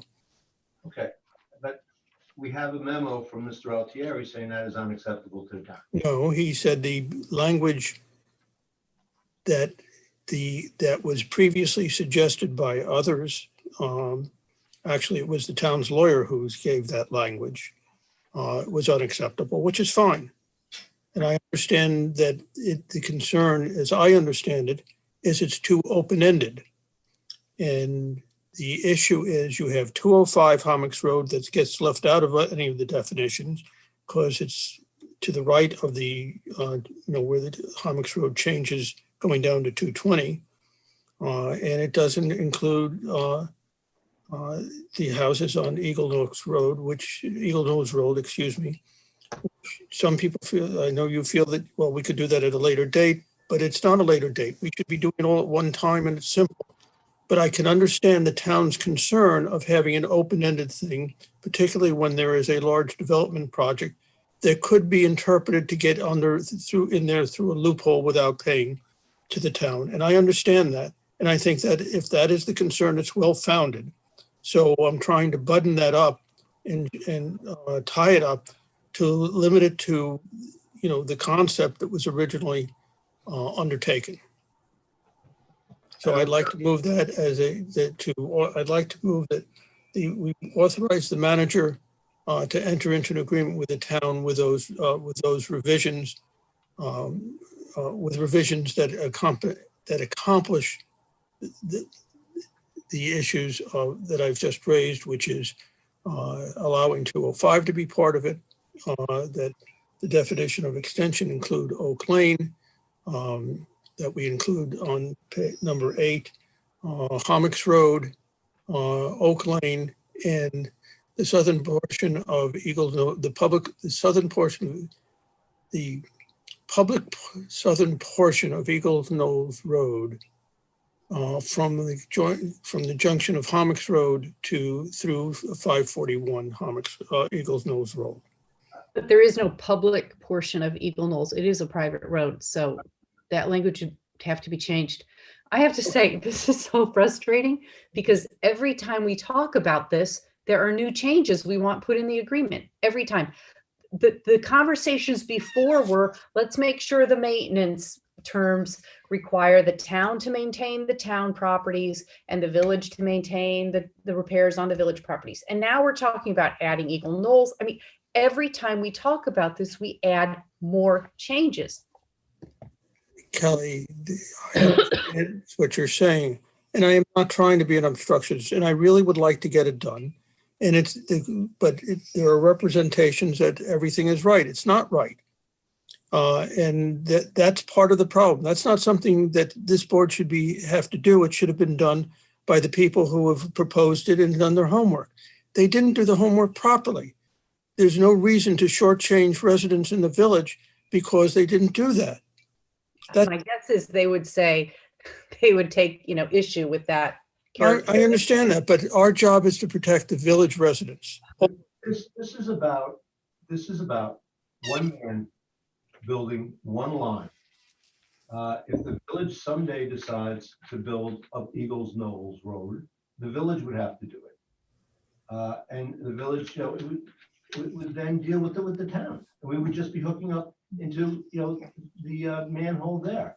And what we're talking about in fees too are ministerial. I mean, this is beating a dead horse for no reason. The town isn't going to accept this, and we're going to be back to the drawing board. And so what's going to happen is this gentleman is not going to be able to finish his project. It's going to get delayed, and this is something that we can take care of at a later date if it ever happens. But let's get something done. We keep changing it. It's like every time we get to the 10-yard line, they put another 20 yards on the field, and nothing's ever getting done. We've been talking about this for months, months. Bob, if we'd gotten the information earlier, Tom, not just we'd have talked to them about it, but we didn't. That's the problem. Bob, can you give us the gist of your conversation with the town attorney? You're muted. You're muted. I've had multiple conversations with the town attorney and with the town administrator about this. The most recent comments you see in Mr. Altieri's letter, they did discuss Eagle Knolls and did not want to allow the agreement to cover Eagle Knolls Road, which is why they proposed the change to what the village had been considering as they did. And I don't know what else to tell you. Did they give you a reason they didn't want to? They didn't want to extend further the possibility of adding more residences to the sewer system without receiving any compensation for it. Which is understandable. We'd be doing the same. And what are we talking about here? We're talking about a sewer use fee for a small portion. Well, those people probably already pay a sewer use fee, right? You pay it whether whether you're on it or not. Not in the town. In the town. Yeah, and in the village, we've exempted properties on septic. Have? Oh, yeah, Yeah, we have. for Yeah. several years. Oh, okay. Many Yeah, ever years. since the law was adopted, there's been an exception for properties on septic. If we were approved what trustee Natchez is saying, we're just gonna be back here in a month. They're not gonna accept it. You know, we've gotten a lot of what we wanted. So please, let's not let the perfect be the enemy of the good. I mean, I think it's a better agreement. I do think that the manhole, there is a manhole actually like on Oak Lane, because Oak Lane appears to become Oak Lane at Hummocks Road. You know, when Hummocks Road turns right, then it's Oak Lane. So I do think we have to make sure that, because there is a house that has like a manhole in front of it. So I do think on page 3 that properties allow, well, I guess the thing is the extension is from The extension Hummocks is, Road, like west towards Larchmont, basically. the extension is from Eagle Knolls to 203 Hommocks. The addition to the extensions are 203 Hommocks to 225 Hommocks. Okay. The Oak Lane is addressed by section 8, which talks about the possibility of future extensions, although I don't want to use that term because the defined term in the agreement. So That's how it's structured. I guess what I'm saying is I think the actual existing sewer line as built extends into Oak Lane right now. At the very beginning of it. And that's why I'd asked for a map for a while. I think there's a manhole that's actually on what's called Oak Lane. That's all. So I just want to make sure that first house can hook up. That is absolutely true. I remember that from the Goldstein, that was part of it. Yes. Okay, so that's why I want to make sure that we have that description correct. No, I can't answer that one. That's Yes. for the engineers to answer. That is seared into my memory. Oh, that it goes in front of the first house. Up, I don't know, 20 yards. Okay. But Yeah. I believe that the 205 is not included because it's in the village, but it's on Hommocks Road, going west towards Larchmont. Okay. It's not in the extension. And it's not in the addition. So it's in no man's land according to the agreement. But they can hook up. Say again? If there's an extension put down Hummocks Road, they can hook up. No, because it says it talks about the town hooking up on the extension, not the village. And that's in the village. When Hernani scoped this out, he scoped it out for a big enough pipe for everything out there, with the idea that this would be, something that would allow everyone in the community, all up and down those roads, to hook up eventually. I don't think Dan's talking about capacity. I think the 203 Hummocks, which is the house that's sort of the genesis of this, is in the village. The house, if you're looking at Hummocks School, the house towards Larchmont, 205, is also in the village. And then the rest of the extension, or the addition to the extension, is in the town because it's at a house that's all the way at the end of Hummocks Road. So the question is, there's two houses, I think it's 203, 205 Hummocks and 3 Oak Lane, that are right, the pipe's right in front of them. They should be able to hook up. There's capacity for them to hook up. Are they covered in this IMA? I guess that's what I think is Dan's question. As I read the language, I do not believe that's true, but I would hope I'm wrong, but that's not what I see.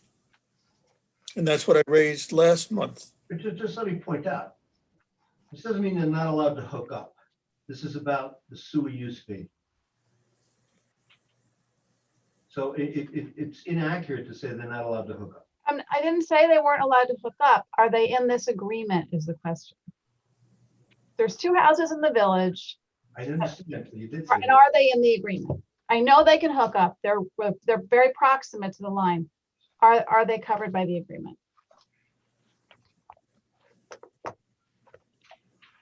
I don't want to go back on this again. I really don't. This has been way too much effort for not, this is another, like, the work is not, the time we're putting into this could be put into other things. I agree.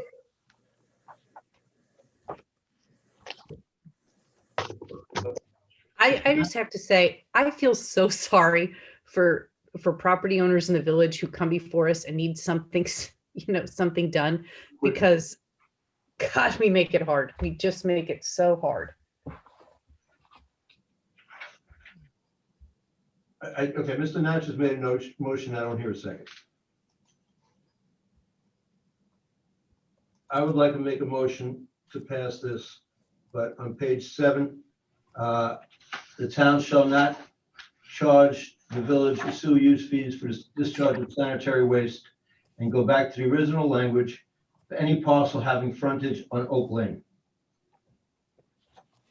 I'll second. Augustino. Trustees Winthrop, Yes. Natchez, I'm voting no, although I like the language change. It doesn't go far enough to protect all the village residents. Lucas, Yes, I'm sorry, yes.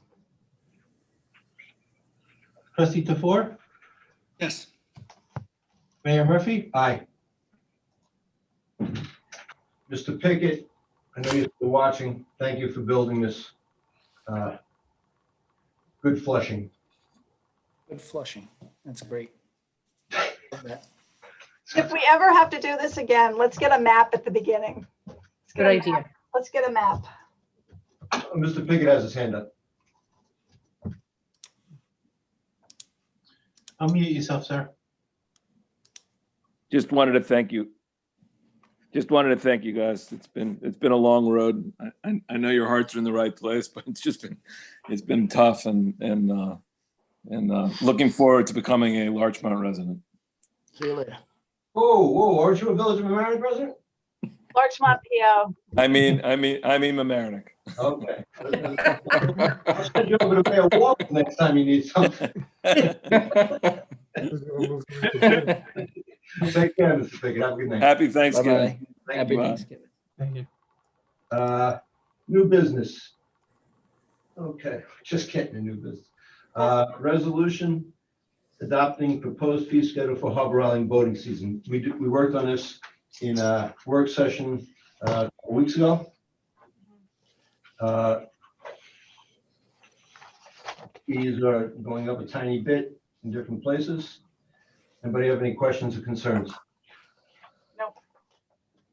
No, I just thank village staff for working on this. I know we're trying to bring ourselves into being more like neighboring communities. So I think this is good. Thank you. Sure. I need a motion. So moved. Second, Trustees Winthrop, Yes. Natchez, Yes. Lucas, yes. Tofor, Yes. Mayor Murphy. Aye. The next is the temporary easement. What's going on?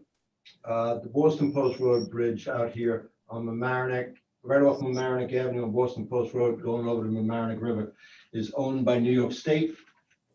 New York State is going to be replacing it. Originally, New York State was going to close the whole bridge for 6 months. They've since revised that plan. They're going to have one-way traffic each way for 6 months. They can do half at a time, hopefully. But one of the good things that it's going to be coming out from the village is that on the Harbor Island Park side, the south side of Boston Post Road, anybody who has ever tried to walk up Boston Post Road on that side, and you take your life in your hands trying to walk up there, they're going to provide a sidewalk there, which people have been asking for in this community probably for 80 years. So that's the good thing. The bad thing is the bridge is going to be closed, but they need a little bit of Harbor Island Park and a little bit of Megan Park, and they're willing to pay us for these temporary easements. So we're going to be getting a little revenue from it.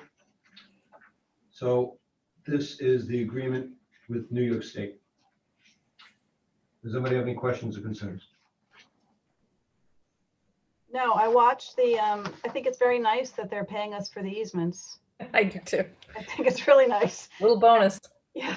And I listened in on that meeting where they described the proposal, and it just seems like they really figured out a way of doing it that's more efficient and going to be very less disruptive. Yep. So I think we're very lucky. Still gonna be a negative. We'll be left with one. I need a motion. So moved. Second. Thank you, ladies. Call the roll, please. Trustee Winstrup, Yes. Natchez, Yes. Lucas, Yes. DeFour, Yes. Mayor Murphy. Aye.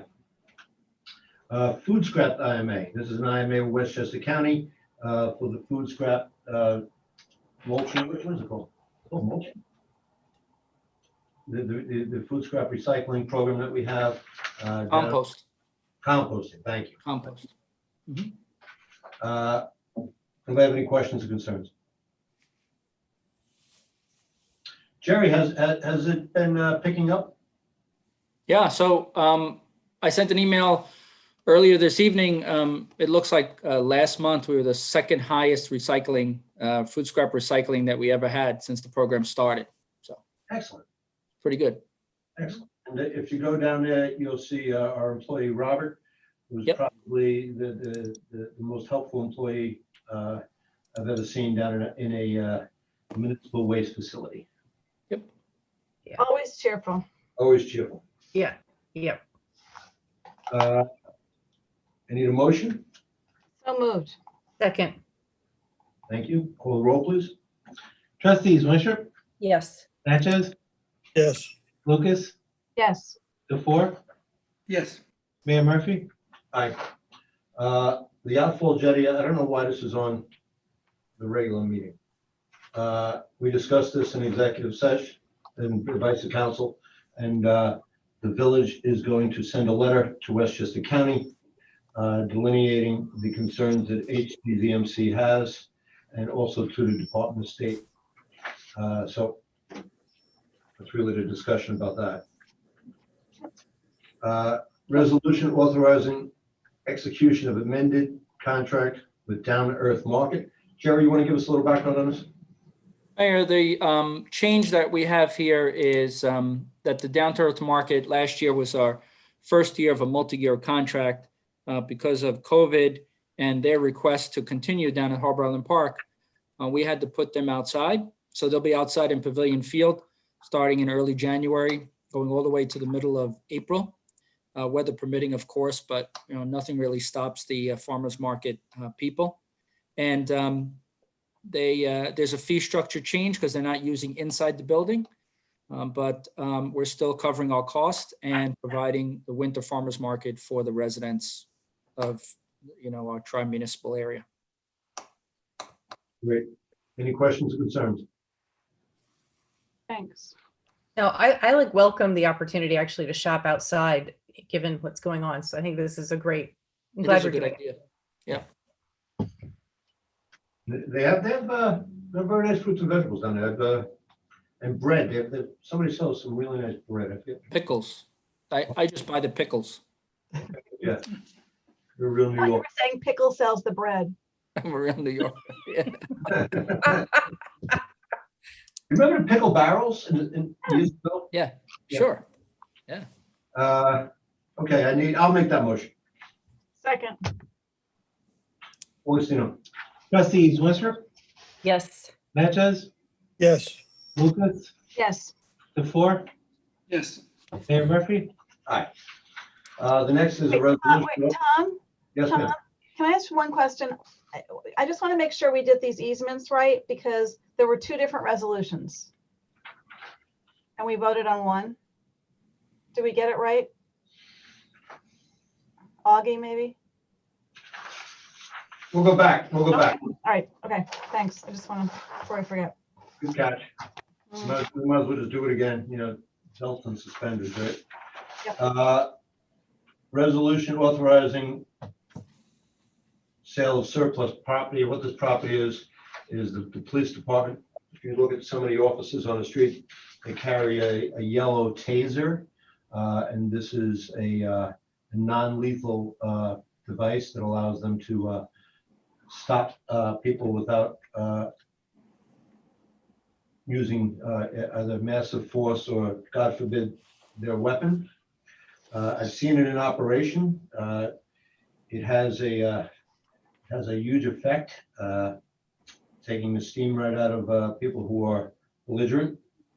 But what this is the old ones, they got new ones, and the old ones can be sold, but they don't want to sell them just to anyone, so they sell to an authorized dealer who probably then resells them to less endowed police departments somewhere else.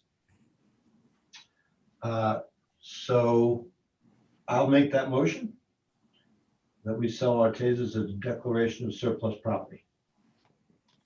I'll second. Augustino. Trustees Winstrup, Yes. Natchez, Yes. Lucas, Yes. the four, Yes. Mayor Murphy. Aye. Resolution authorizing engineering service for West Basin seawall repair. Jerry, you want to go through this quickly? Mayor, this is a $14,600 engineering cost for the repair of the worst portion of the West Basin seawall, directly in front of the Coast Guard building and very close to the other buildings. This is a must do, and so we need to get our engineers going on this and get this done. It includes all of the land use board applications and approvals and everything throughout the whole process. Of course, it's only $14,600. That's just for the engineering. They will provide some type of a cost estimate of what the actual repair will cost us, which could be a couple of bucks. That's Yeah. Okay. I'll make that motion. I'll second. Augustino. Trustees Winstrup, Yes. Natchez, Yes. Lucas, Yes. the four, Yes. Mayor Murphy. The next item is resolution accepting Westchester Joint Waterworks project pump station modifications and a PRV, which is a pressure reduction valve. Total cost of the project is $1,722,000. The village pays 27.8%. That's based upon water usage, not upon population. And that would be $478,716. There is a long email backup in our work session from Mr. Birdsall from the Westchester Joint Waterworks, talking about the need and what this system actually does. That being said, any questions or concerns? I'll make that motion. I'll Second. second. Give Nora a second. Call it. Trustees Winstrup, Yes. Natchez, Yes. Lucas, Yes. the four, Yes. Mayor Murphy. Aye. Resolution for a change order on the 234 Stanley Avenue roof project. 234 Stanley Avenue is between Mount Pleasant and Maple. The village owns a building there. The Community Counseling Center is located there. The village owns the building and we maintain it. It is a very, very old building and we are replacing the roof. And Jerry, you just want to go into what's going on here? Mayor, this is the very, very last piece of the project that we did last year, which was in excess of $500,000. This is an $11,000 change order that the Board of Trustees has to approve. And this finalizes some overage from another project, I believe, at the MEMS building. So this wraps things up and gets everything concluded. Okay. I just want to point out, the Community Counseling Center is there if you need them. If you're having any kind of emotional problems with substance abuse, children having difficulty, they have a very sliding scale. If you cannot afford it, they will not turn you away. So do not struggle with mental health problems if you have them. And from time to time, we all have them. It's nothing to be ashamed of. So please, if you ever need the Community Counseling Center, they're there on Stanley Avenue, 234 Stanley. Please avail yourself of that needed service. and we thank them for all they do. I'll make the motion. Second. Mr. Fusco? Trustees Winthrop, Yes. Natchez, Yes. Lucas, Yes. DeFour, Yes. Mayor Murphy. Aye. Okay, the next is an authorization to replace damaged police vehicles. We had one police vehicle that was destroyed in a fire, an electrical fire inside the car. And there was another police vehicle that was destroyed in an accident. They were both totaled out by insurance. We're going to get about 25% of the cost of replacing the two vehicles from our insurance provider. But the village needs the cars on the road. And as Trustee Tefor pointed out in work session, these will be hybrid cars and the first hybrid cars that have ever been bought by the Village of Mamaroneck Police Department. Mayor, can I say something? Sure. Earlier this year, we had the opportunity to purchase 2 additional cars, which were budgeted from last year, and for a very, very small change order fee. Not really change order, but just an adjustment in the price.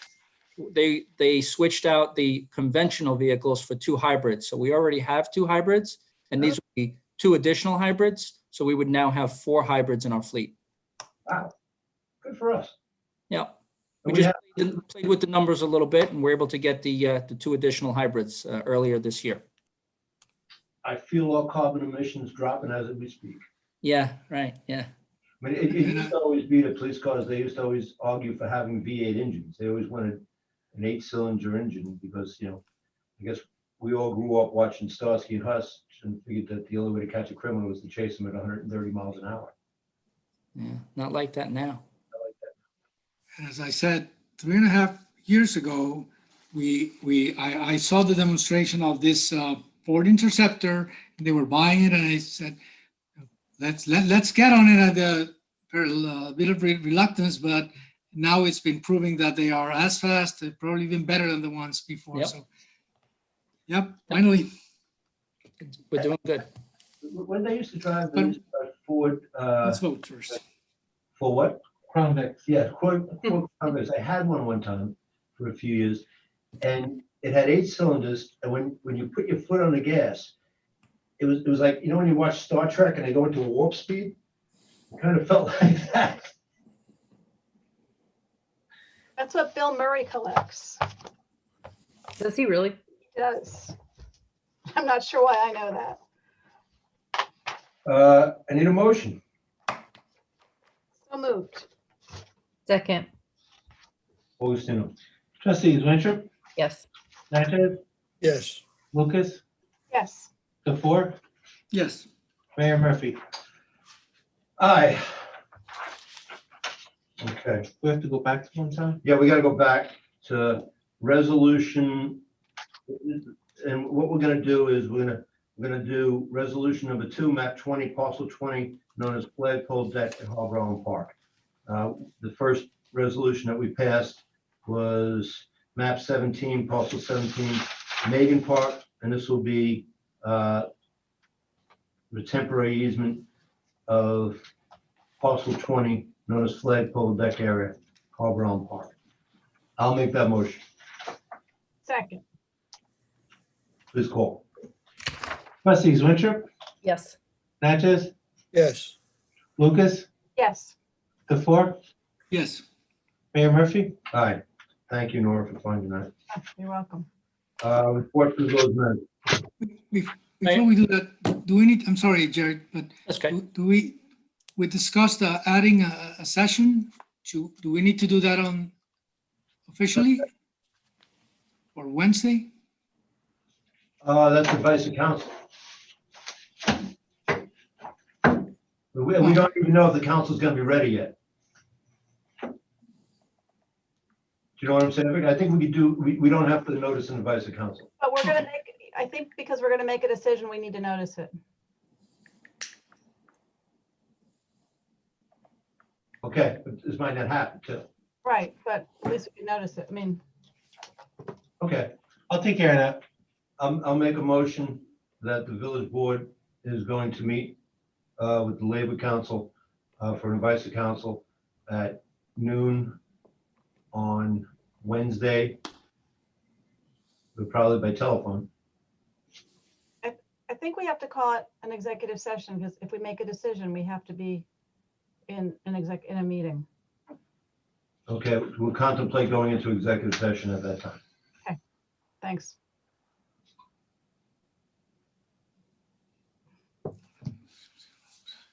Made a motion, I made the motion. Oh, I'll second. All in favor? Aye. Aye. Mr. Tippett, yeah, this is the second round. Be gentle, Mr. Tippett, it's 10:30. Hello, everyone. Let's start. I wish everybody the best, happiest Thanksgiving that you can. And I know we have an executive order for only 10 people, but you are allowed to have 30 people at a funeral. So name your turkey, Andrew. Send out the notice on Wednesday. Hold the wake on Thursday. Cremation followed by cannibalism. Everybody have a happy Thanksgiving. On the budget, I know I've been tough on you. I think Jerry and Augie are doing an outstanding job. When I talk about you have the 600,000 out of the reserve balance, I realize that we do that every year. I also realize normally we're very conservative with our revenues and our expenses, and normally you have a surplus. This is an extraordinarily hard year. That's why I am asking. I know that there's a bunch of certiorarities that have been filed with the town of Mamaroneck. How many involve the village? This is something perfect for the budget committee to look at. Look at the certiorarities, look at how many of them are going to be up by June, and then give a number between 30 and 70%. This is what our liability is. That way it's a little bit more structured.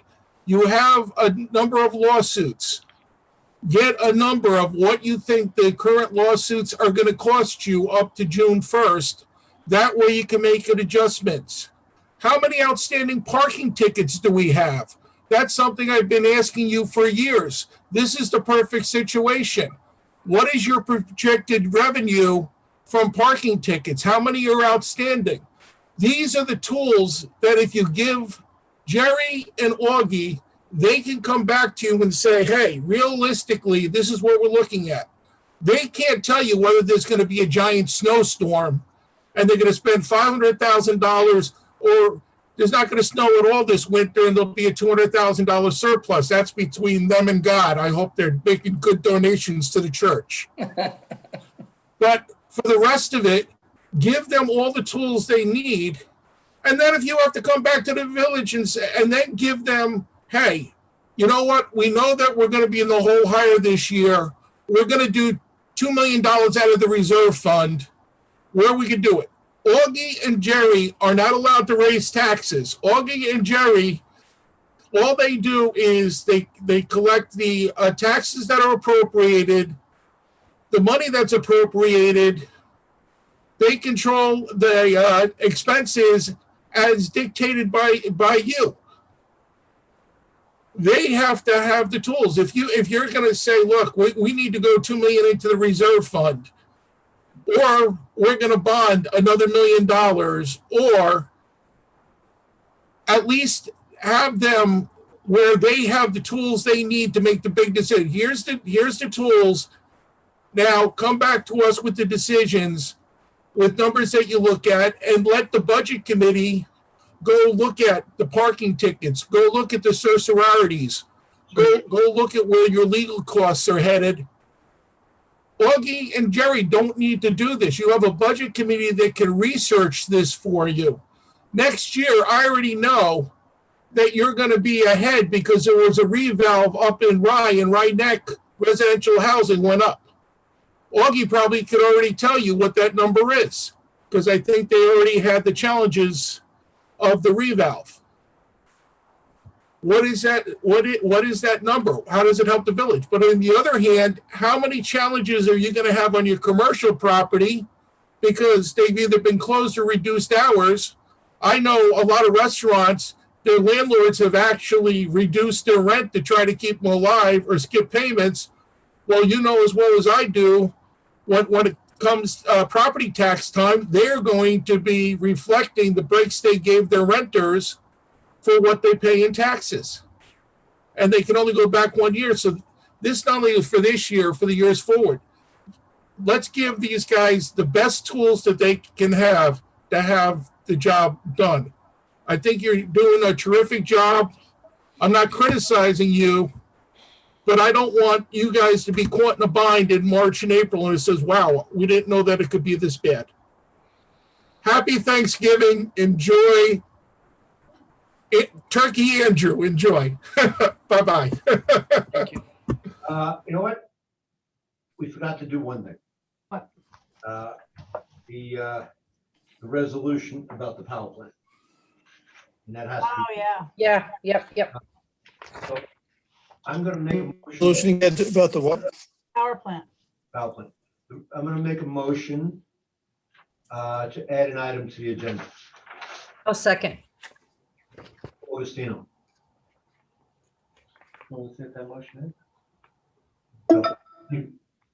Call roll. Trustee Winstrup, Yes. trustee Natchez, Yes. trustee Lucas, Yes. trustee Tofor, Yes, I'll say yes too. yes, yes. Mayor Murphy. Always not calling me anymore. No. He's assuming that I'm just a yes on everything. Just trying to speak up my notes. Okay. There was a resolution passed by the Committee for the Environment, the trustee Natchez was kind enough to forward to us. We all have that resolution in our email. We'll make it part of the record. I would move that we pass the resolution that was passed by the Committee for the Environment to oppose the building of the, I'm gonna murder this name, Lancashire power plant. This is a power plant that they're building up by Newburgh. And what it is they want to use fracked natural gas and diesel to create electricity. And I think that all of us agree that the best use of carbon is to keep it in the ground these days. The more carbon we burn, the more it's going to hurt our children and our grandchildren. And God knows we've hurt them enough. So we're asking them not to build this plant and to try to find other ways of producing electricities that are renewable. That in sum and substance is the message of the resolution. I would make that motion. Second. Augustino. Trustees Winstrup, Yes. Natchez, No, everybody to know that the Committee for the Environment voted this unanimously. Okay, thank you. Lucas, Yes. trustee Tofor, Yes. Mayor Murphy. Aye. Thank you all. Okay. Report from the village manager. Mayor, you'll see some changes, or everyone will see some changes on Mamaroneck Avenue in the downtown very quickly. There'll be new decorations going up, old decorations coming down. But the one thing I want to announce is that we will be providing for the downtown businesses, as well as the businesses on Boston Post Road and on Halsted, free parking. Free metered parking from November 25th to December 25th to try to encourage people to shop downtown. They don't have to worry about the meters, to be able to increase the takeout or indoor dining, and also be able to utilize our village a little bit more without the worry and concern about paying for parking. That's it for me. Mr. Clerk Treasurer. Yes, Mayor, just to notice the second half tax payments are due during the month of December. The second item is we have a resignation of a traffic committee member, Alana Stone. That is all. Thank you. Bob, you have nothing? Nothing from me, Mayor. Okay. I'm gonna do one thing before we close. Minutes of the board committee work session, regular session of the Board of Trustees, November 9th, and a special meeting of October 14th, 2020. Minutes of the planning board, June 10th, June 24th, July 22nd, 2020. Minutes of the ethics board, August 3rd, August 14th, August 17th, September 14th, September 17th, and October 6th, 2020. We started this meeting tonight by saying goodbye to a couple of longtime employees, but we're going to end it saying goodbye to someone who's been with the village not a long time, but it has made a really good impact. The deputy village attorney, Christy Mason, who's just come out of hiding, is leaving us. She is going on to bigger and better things in her life, and I am positive that she will meet with nothing but success and happiness in her life. She has, it's been great to watch her. She has grown both in confidence and in skill in the time she's been with us in the village of Mamaroneck. She is a joy to work with. She, tries to get things done in a timely fashion. This board and myself tend to put attorneys through their paces. She really rose to the challenge, and she's going to be, moving on in her life, and we want to wish her nothing but happiness and joy and all the best. You've done a really great job here in this community, and we're all going to miss you. And I know Ms. Roberts, who's on, thinks of you as her work daughter, and she will miss you as well as will the rest of the village staff here in Village Hall. It was so nice having you here. It was great to have you be able to interact with our employees, and I'm personally want to thank you for the hard work you put in your time here in the village of Mamaroneck. And I wish you and your husband all the best.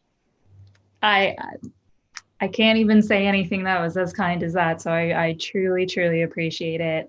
It's been such a learning experience for me, and I'm thankful to all of you for allowing me to come in for this past year and a half or so and really grow and learn, and thankful to Bob for taking me on and giving me this chance. And I truly can't say enough how much I appreciate it and how much I value the relationships that I've made. So I hope we all stay in touch, and that this isn't the end of our friendship. So thank you, Christy. Thank you, Christy. Go on. Thank you, Christy.